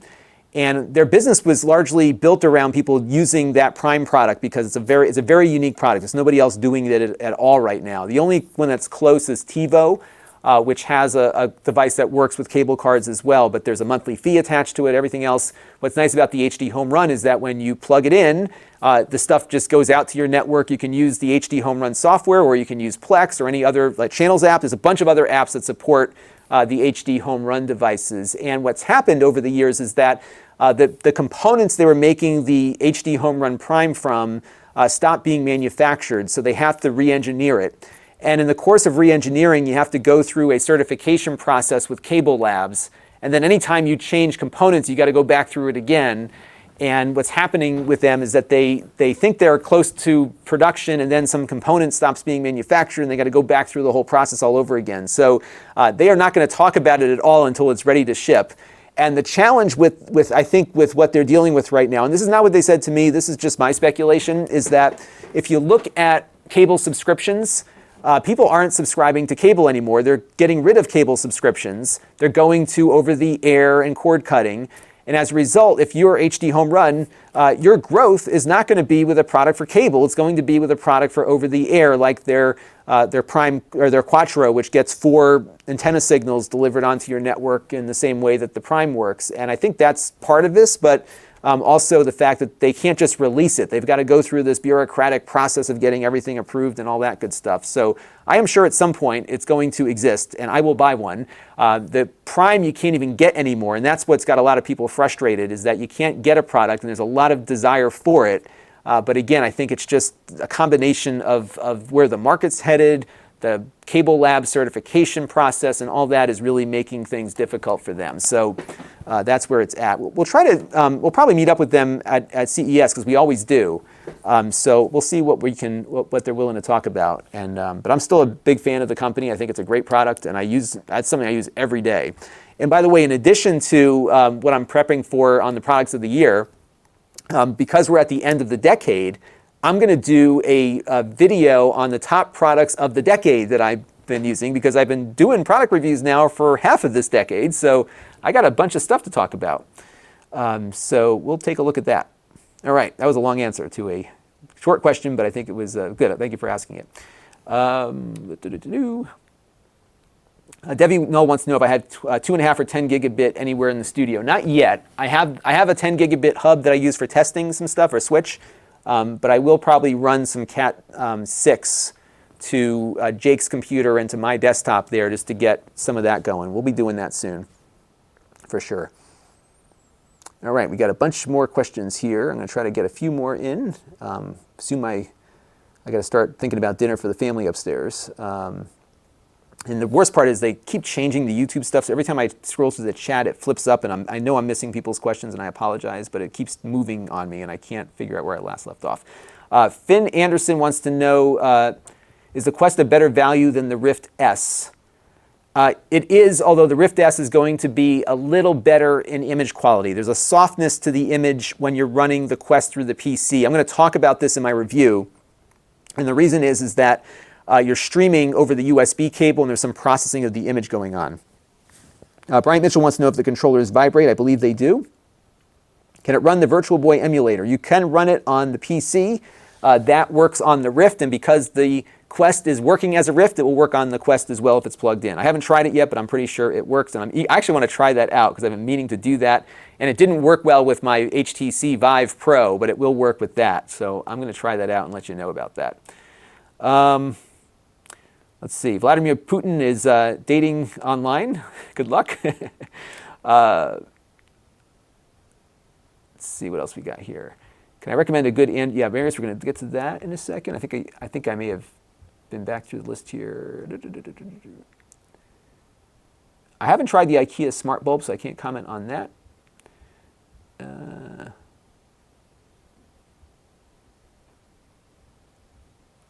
All right, Aaron, I will have a DVD recommendation here in a second because we're working our way up to where I did that review for sure. So this is probably not going to make the list, but it's something that's I think a neat development. This is an HP Sprocket Studio printer. It's a die sub printer. We reviewed that a little bit. Somebody mentioned the other day that they're not finding them online for sale, but it's a nice little printer if you want to do like quick 4x6 prints. Wow, we're into like the modern territory here already. So where's that Panasonic Blu-ray player? Is it on here? Because I know I reviewed it. I'm just going to scroll up here for a second and see if I can find it. Let me go back one notch. Because that Panasonic Blu-ray player, oh yeah, I missed a whole page here. Okay, there it is. All right, so let's go back up here because we were down in the July territory. Okay, let me just go back one screen. I think I went forward too many times, so let me just make sure. Okay.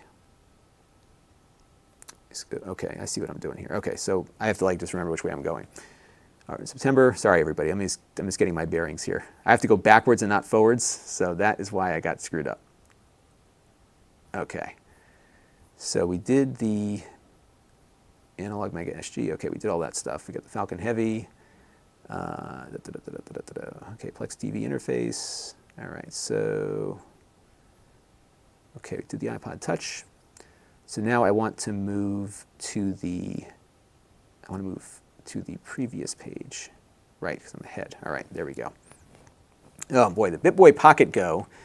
Yeah, this one was, you know, if you're looking for a low-cost device to play retro games on, it's okay, but there were some issues that I found in my review, which you can find on the channel. The Valve Index is a high-end VR headset. I had some issues with it.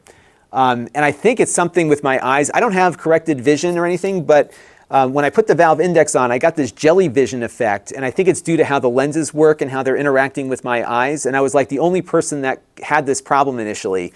They sent me another, I bought it, and they sent me a replacement to see if maybe the one I had was defective, and the other one I got had the same problem. And then I had a bunch of people come over and try it, and none of them saw this wobbliness to the image. And then I just returned it because it just was too expensive to not work.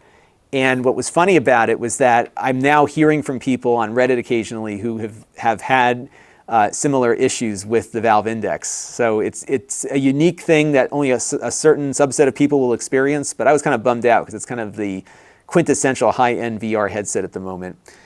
Game Pass for Xbox. So, I got a great deal on Xbox Game Pass. So I had, there was a very short window where you could take whatever time you had left on your Xbox Live Gold and convert it to Xbox Game Pass Ultimate. And so you could go out and buy the one-year membership cards, and I was doing that on Amazon. So I bought the cards on Amazon. I got like another 2 years worth of Xbox Gold, paid about $120. I then took that and converted that 2.5 years that I had on Xbox Gold as a result into 2.5 years of Game Pass for like $1. That was it. So I've got Game Pass now for the next 2.5 years. And if I ever have time to play a game, I'll be all over that. So good stuff. All right, we've got the Logitech Crayon. I'm going to actually talk about another product in that vein. There's a Lenovo, this is the Lenovo PC. This is the Legion Y540 with the GTX 1660. This was a very good device because it performed really well and it wasn't all that bulky. So I'm going to put that one on the list. That's with the 1660 Ti. Let me see if that one is on Amazon. I think it might be at this point. Yeah, this one really performed nicely. So it's not bad. I mean, you got an i7 here. Oh, this is 1650. There's so many different like GPU classes. You could probably find one on Amazon. The Y540 with the 1660. I found that it performed as well as the 1070 device that I had. By the way, this video here is my living room setup. That one talked about how I'm using that fiber optic cable with my desktop PC. We got my Prime Day haul. That was a fun video where I showed some of the stuff that I did. These mini NASs are pretty cool, but for me, they're not all that practical. Synology makes 2 of them. The 620 Slim is probably the better of the two because you've got a 6-bay NAS. Here, I'll just pull up the video so you can see it. And it's got an Intel chip inside, so it can do all the Plex transcoding and stuff. So it's pretty neat, but it's just expensive to fill it out because you're going to have to find all these SSDs to pop in it. You could put laptop drives in, but I don't know if laptop drives are really designed to work on a NAS long term like that. So it's cool though because it's so small, and I think there's a use case for it in environments where you need something tinier than a large NAS, especially if you think about it from a 6-bay perspective, that's really tiny. So that's a really cool device.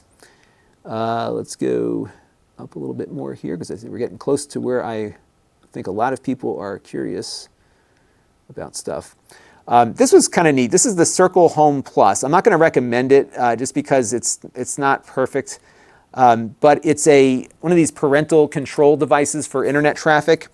And the way it works is that it hacks your network, and it does an ARP spoof. So it basically goes out, even with a switch, it'll go out and find every computer on the network and force their traffic to route through this thing without having to change configuration on anything. It was amazing how good it works, and it was scary how good it works. And then there's an app that actually worked pretty well that you don't need the hardware for, that forces a smartphone to stay on their VPN all the time, where it can enforce those parental controls. So you could put it on your kid's phone. They can't, if you're on Android, they can't remove it. And it always connects to their VPN even if the kid disconnects it. So it just stays on all the time, and you can control what the kid does on their phone even when they're not on your network. The app is great. The hardware is not, I don't think, is all that necessary, especially if they have tablets and mobile devices. But you can check out that review if you want a little bit more information on it. Now this was cool and very expensive. This is the FireSafe NAS. Let me pull up the video for you. This thing is large and in charge, and it is loud, but it is a 1019 Plus Synology NAS. This came in free of charge from IOSafe, by the way. And it's built like a tank, and it's fireproof. It can live in a fire for like a half an hour. And it's got this special porcelain-like material in it that has moisture built in. So when it gets hot, it outgasses water essentially, and it draws the heat away. Check this out. It's a really unique way to build out a Synology NAS, and it's a monster. It's also waterproof.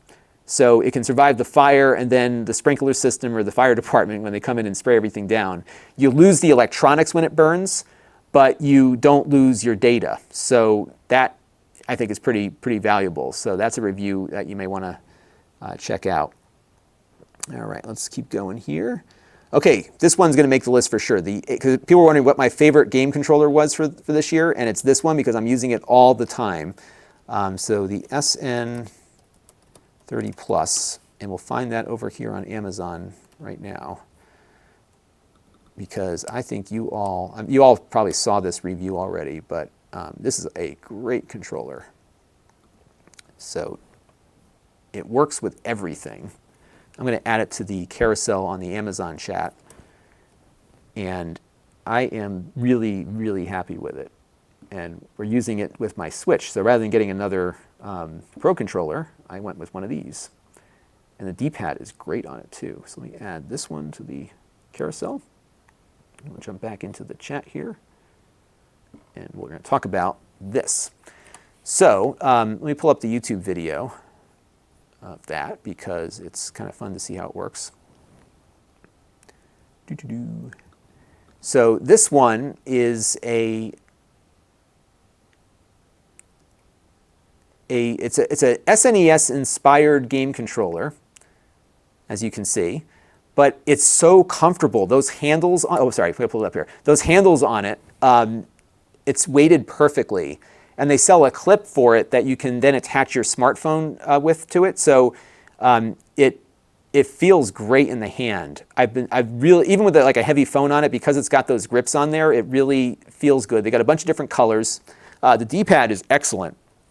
And so on the Switch in particular, what's nice about it is that you can play Tetris 99 with it, which you really can't do on the Pro controller because you have to use the D-pad, and the Pro controller from Nintendo has I just don't like the D-pad on that. And the 8-bit Do controller here is so much better.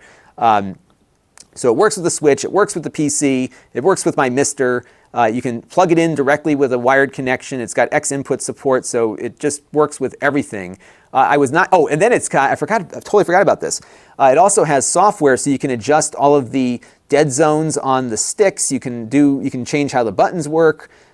Just a really good deal. And what's funny about these guys is that I'll find something that I don't like about the controller, and then the next revision of whatever they're making has that in it. And I don't know if they're taking all of it from me. I'm sure they're not. I'm sure other people are saying things too, but they just keep like iterating and iterating and iterating, and everything gets better than the last thing. And you can see like the development of stuff. So a little bit earlier, somebody was talking about, do you think they'll ever make, the regular 8-bit DOE Pro whatever controller again, or the regular SNES controller? But you can see like they started with a SNES design, they then came out with a new controller that added sticks, and then they added these handles to it, which makes it so much more comfortable to hold, and they added in the Pro controls on it and stuff, and it just gets better and better, and that's how they've been doing stuff. And I just love this controller.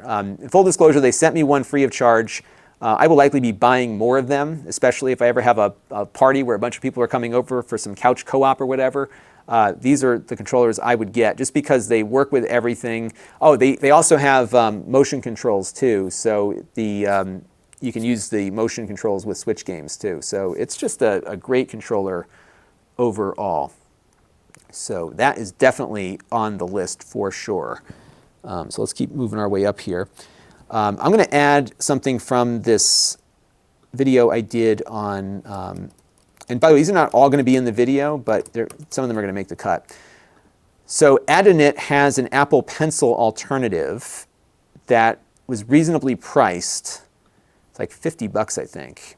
And it's not good for drawing, but if you like the Apple Pencil, but you don't want to buy an Apple Pencil, the Adonit Note, which is that gold pen there, it doesn't feel spectacular, but it uses the Apple Pencil technology, and it works on most of the iPads that support the Apple Pencil, and it has very low latency, and it's a good device for taking notes, and it's much more affordable than the Apple version. So if you don't need the drawing features of pressure sensitivity and angle detection and stuff, the Adonit Note is a good choice.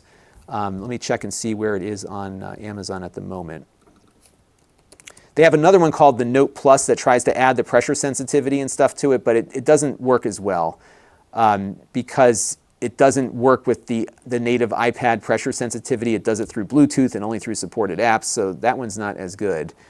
Adonit Note Plus. This is the Note Plus. That's not the one I recommend. The one I recommend is the regular Note. This is it. And they have like 2 different colors available. I'm going to throw this one into the carousel also so that we have it on the list. Let me paste that in here, search for that, and add it to the stream, save. Yeah, I really wish they integrated the carousel editions into the stream because I'm finding things as I'm going here. But yeah, this is a good alternative to the Apple Pencil, so check that out. And it works, and it's funny, it works on the iPad Pro, and that can save you some bucks. By the way, this is just a follow-up on the SN30 review because, oops, this is the clip. And it's funny, I kept buying the wrong clip, so I finally found the right one. And I just showed how this works as a clip. I didn't get a lot of traffic. I got 8,000 views on it, not bad. So the clip attaches. Maybe I am long-winded because I wasn't even attaching the clip here. Oh, I was talking about iOS compatibility, which, by the way, this does not work with iOS. But I was showing like how uncomfortable the prior iteration was with the clip because the weight distribution just was very uncomfortable. But when you attach the clip, it gets much more comfortable. So I've been streaming PC games to my Pixel 3a with it, and it's become kind of like my little portable gaming device, so it works great. So you can see me playing my favorite PC game at the moment, No Man's Sky, streaming from my desktop PC upstairs. Isn't that awesome? So I love in-home game streaming. I do a lot of it, especially with No Man's Sky because you don't need, the latency isn't all that bad, so that's good stuff. So that's the clip. Oh, here it is. Okay, this is what a lot of people are asking about. So this is the Panasonic And this thing's not inexpensive, but of the Blu-ray players that I've looked at, I like this one quite a bit. It's the UB820, and let's look up the price on this one. The price on this one, well, I didn't realize YouTube is like asking you if you're sure you want to leave. Yeah, so it's $400. So that's a lot for a Blu-ray player.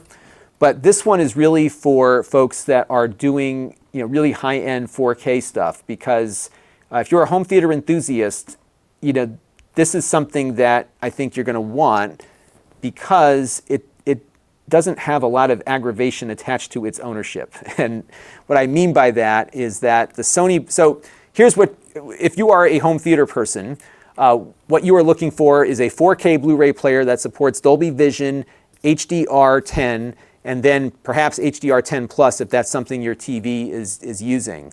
And this one does all of that, and it switches between them automatically. So the Sony player that I reviewed previously, I forgot which one it was, but it's not that expensive. It does Dolby Vision, but I had to disable it every time I wanted to go out of it. So even if the movie wasn't Dolby Vision, it would be running it through Dolby Vision. Not good if you want what the movie was supposed to look like. This one does all of the switching for you. So when you put in a movie, it determines the best frame rate, the best HDR mode to run it in, and it just works. And it's got a lot of stuff on the back here too, as you can see. It's not good for streaming media in your home though, so I still recommend the NVIDIA Shield for that. But you can see it's got dual HDMI output, and it has that because if you have a home theater receiver that doesn't support the latest HDCP 2.2 standard, you can't get video and audio going through the same output. So what it'll do is pump the audio out of the second HDMI and give you the video directly to your TV that would support it, for example. Additionally, it's got preamp outputs here for running stuff into your receiver through RCA cables, so it can do some of the decoding there. So this thing's been working great for me. It has a fan, but it's not loud. This came in free of charge, by the way, through the Amazon Vine program. And again, it's not inexpensive at its price point, but I think it's an excellent player. And the upscaler is really good. In the review, you'll see me I was running Wayne's World, which was like a DVD I had from whenever it came out in the late 90s or whatever.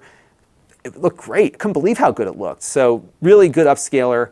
It does support HDR10, Dolby Vision, HDR10 Plus, even hybrid gamma, whatever that is. So it's great. So I'm very pleased with it. So definitely check it out there. And I am missing a ton of comments here, so let me just take a look and see if I missed something that you want answered. Just ask it again, because I am so far behind on the chat. And we're almost done, by the way.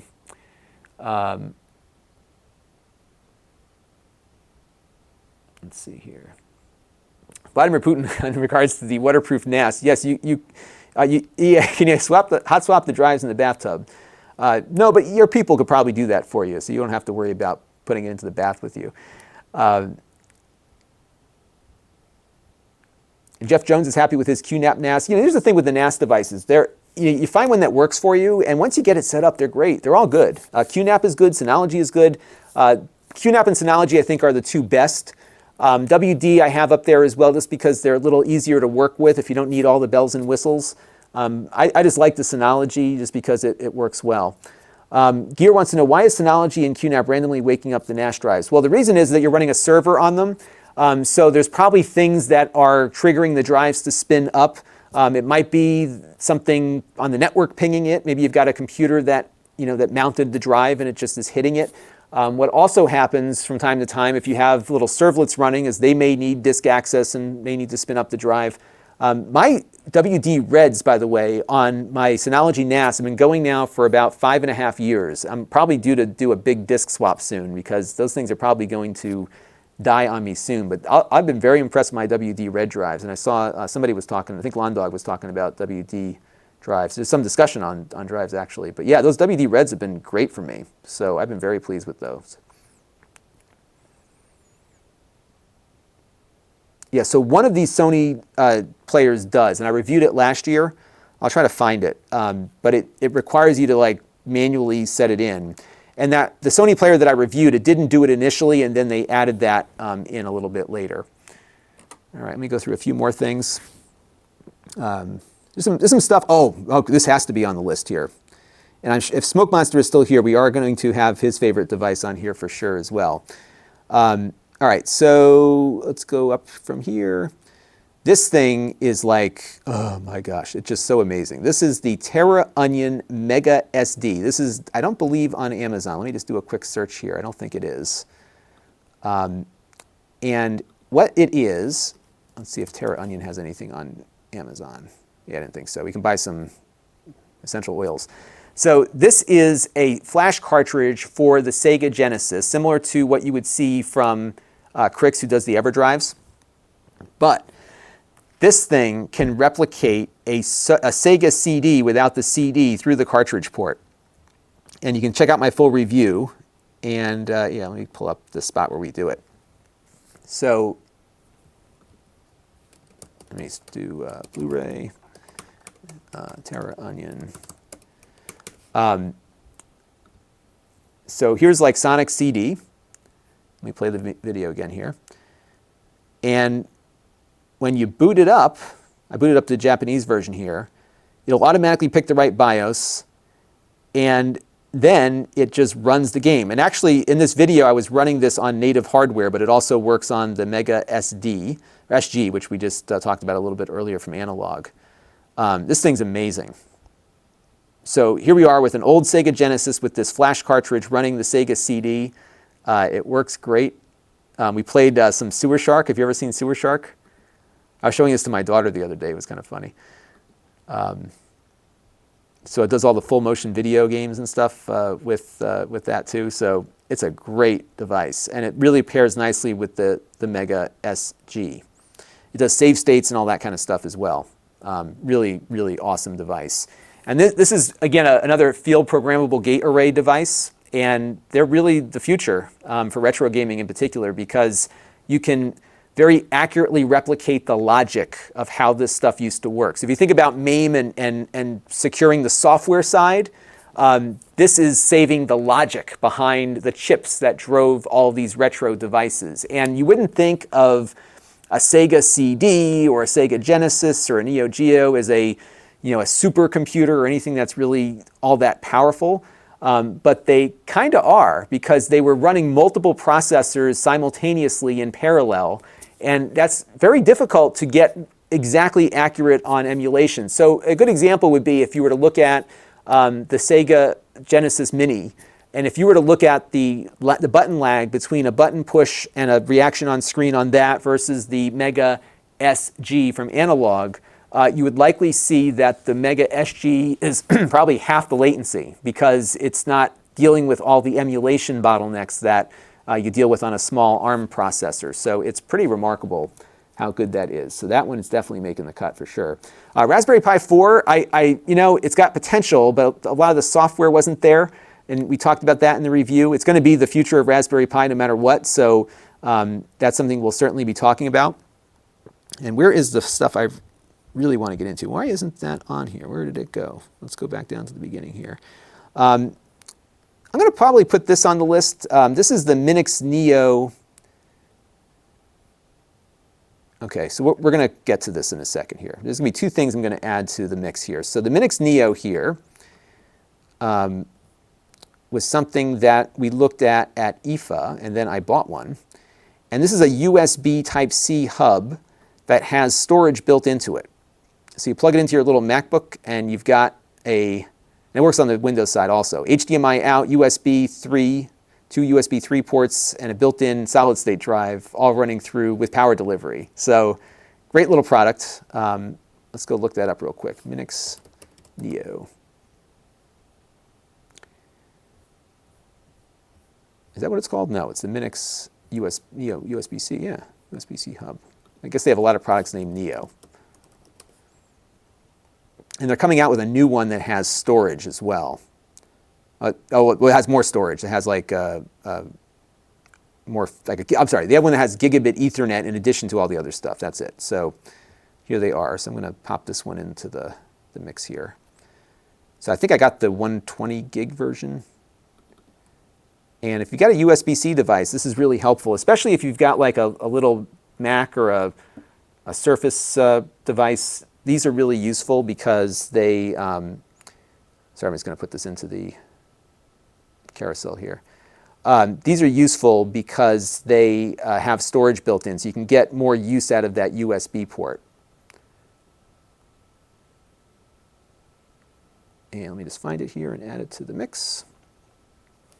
All right, so that is the Minix Neo with USB-C storage built in. Good stuff. Modern Day Family Man says, cool stream, it's all over the place. Yeah, this is my all over the place thing. So what I do every year is I go back through all the videos that I did, and I try to find the best of what I looked at. And that's what we're doing today. So normally I would do this by myself and just kind of do it alone. Today we're doing it a little bit differently because I want to get, I want to involve all of you with it. This one, and again, this list is going to be reduced as we get through everything here, but I'm just keeping a list here just so I have things to kind of whittle down from. iPhone 11 Pro is great, but it's not like a revolutionary new device. The cameras are improved, but it's not going to make my list of the best of.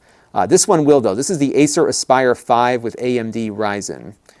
And the reason it is that this was the best value laptop I saw all year. And somebody was asking earlier about inexpensive Windows 10 devices. Well, this one is definitely one to look at because it's got a 1080p display, IPS, backlit keyboard, AMD Ryzen processor. You know, like everything you want out of an expensive laptop, it does for less. And you can upgrade it. In fact, I recommended people upgrade it when they bought it to get the dual channel memory going. Look at this, like it runs GTA 5 at like 30 frames per second at 1080p. Isn't that crazy? I mean, it's not perfect, but can you do that on a $200 computer anywhere else, or $250 computer?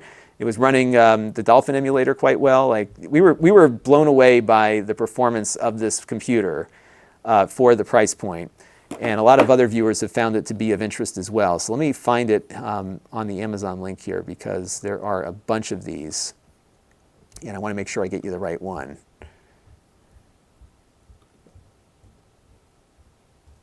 So this is it right here.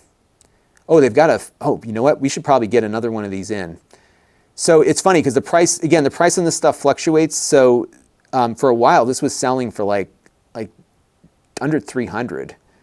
Yeah, this is the Amazon's version. So I'm going to make note of this because now they've got a Ryzen 5 version, which is not available, and they've got a Ryzen 7 version, which is also not available. I'm going to be keeping an eye on this because this might be a really, you'll see some graphical improvements on each of these. And let me drop this into the thing. Unfortunately, my product carousel, or my iPhone is no longer taking pastes from my MacBook. It was working fine before. I grabbed the ASIN at the top here and kind of put it in. Acer Aspire 5 Slim. But this is a tremendously good laptop value. Best I saw all year, no question. $339.94. And this is the problem with like Acers. They've got so many different versions that it's hard to know which one is the one you should be going with. So look at the, I'm having trouble finding it on the search thing right now, but this is the ASIN for Amazon that you want to look for. And this is a great computer, really good deal. So that one for sure is good. Even on the Firestrike stress test, I mean, it didn't get a perfect score, but it kept itself relatively cool. It runs Linux. I mean, it's just like the total package for a really reasonable price. 15-inch too, by the way. So definitely on the list, no question about it. And I'm eager now to see if they've got some other ones. All right, now, if Smoke Monster is still here, this is the Mister project. And this involves something called the DE10 Nano, which is on Amazon. And this is one part of the kit. So you need to get a couple of different things to make all of this work. And we're going to have another stream coming up soon that will incorporate the DE10 Nano and its Mister configuration. And we were talking a few minutes ago about FPGAs. And this device, when configured with the Mister project, will allow you to run retro games with FPGA through an open source project. And I'm just trying to find, here it is. I'm going to add that to the stream here so that those of you on Amazon can see it. And it is outstanding. And by the way, I got to go in like 20 minutes here because I'm sure my family is starving to death upstairs, and I am just not doing my duty as a good dad here. So what I would suggest you do is check out this panel discussion I did with Bob from Retro RGB, and we talk about the Mister project. But let me pull up the website so that you can all see what you do with it. And there's a lot of great videos. Smoke Monster's got some great stuff talking about how it works. ETA Prime does as well. And what it consists of is taking that DE10 Nano and stacking on some additional components, and you can run all this stuff. Look at this. Altair 8800, the PDP-1. They've got computers from the Eastern Bloc nations there, the early computers like the Apple I, the Atari 800, the Apple II is represented here, the Mac, you name it, the Amiga, the X68000. They're going to have some really good stuff in that area very shortly. It runs consoles and all the way up to the fourth gen stuff like the Sega Genesis. And oh, did this come out today? The Mega CD is supported now? Oh my goodness. So it just goes on and on. So this thing will run Neo Geo. And again, this is replicating logic. So the Neo Geo core is probably the most accurate way to play the Neo Geo without actually owning one. It outputs to your HDMI TV. All of this is free after you get the components assembled. I did a video on getting started with it, which we'll talk about in the video that we'll end up doing. But it is just, you know, it's if you think about like how important MAME was for emulation, this is there. Like there's so many people now getting into FPGA coding and creating these logic designs that replicate the original logic of the hardware. That it's really, without question, just an amazing thing. And now that apparently Mega CD is on the list, I got some stuff to play around with. They also got the Game Boy Advance working on it. And these are all replications of the hardware. So you're talking about super accurate stuff here. The DE10 Nano board itself is $140. You can get a lot to run on its own with that, but you need to go out and get more stuff. Mr. Add-ons is a great site for that. So if you head over to Mr. Add-ons, you can get your additional components like RAM. I recommend getting the 128 megabyte RAM module. He's out of stock on everything, but he'll be getting stuff back in. You want to keep checking back. So $60 for the RAM. You want to get the I/O board just to get the fan going, get the thing, you know, we'll talk more about it. But it is just an amazing project, and we're going to do a live stream soon, which will also become a video of running all of these old computers on the Mister, because it's just fun to just run them, and they feel right. They feel like they used to feel. So I think you're all going to enjoy that quite a bit. We got a few more things before we're almost done here. Gosh, I got so much stuff that was good this year.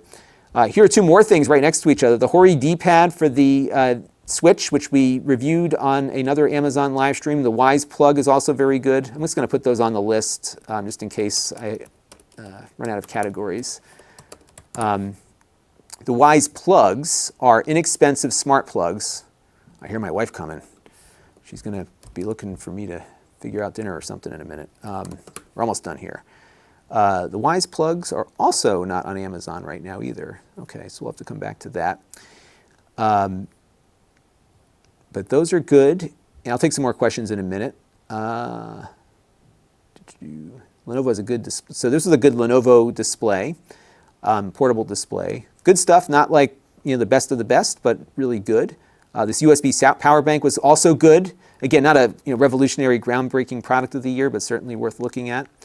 The Pixel 4 was a good phone. Didn't blow me away like the 3A did, just because it's more expensive. Equal opinion of the Google Pixelbook Go, a great Chromebook, just not a spectacular revolution in Chromebook technology. The NVIDIA Shield TV for this year was a bit of a disappointment for me, although it's still the best streaming box on the market, which is kind of an odd thing to say, right? But a lot of us were hoping they would finally upgrade it to something even more powerful than the current version. The current version hasn't changed much in its horsepower since 2015, but it's still out there. Yeah, I think we're good here, folks. I don't think there's anything else that was totally amazing here. So after I wrap up the stream, by the way, we're going to publish the Plex video on all the new free stuff that they're doing. And I think I got through everything that I wanted to add to my list. I'm going to whittle it down and kind of come up with some stuff, and we'll go on from there. All right, so I'm going to take a few more questions, and then I've got to get out of town because I got a hungry family up there. I think my kids have been fed, but I'm going to have a hungry wife, and I'm getting pretty hungry myself. I've been going all day and all night here, so let's see. Marius asked about the TerraMaster NAS. I did get one in, and it has 10 gig Ethernet on it. It's on the list, so we're definitely going to be looking at that. Smoke Monster, I knew he'd react well to that. And Mega CD for the Mister must have just come out today. So guess what I'm doing tonight after I'm done streaming? I'm going to go play with that. I'm so excited for that. That is awesome. Oh, that's great. So that'll be lots of fun. I'm sure Smoke Monster will be doing something with that as well. I'm telling you, if you are into retro gaming, get the Mister. Just do it because it is so awesome. Devi Noli says the first-party console manufacturer should have used FPGA. I agree. You know, I think it's just a matter of cost. They wanted to hit a price point or get some profit margin. I would bet you that a bulk of the cost of those Nintendos and the Sega Genesis thing, for that matter as well, probably was in the plastic tool, you know, the molds to do the injection molding and the assembly to make them look legit, and the controllers too. So good stuff. All right. Well, folks, I got to get moving on here. This was a fun chat.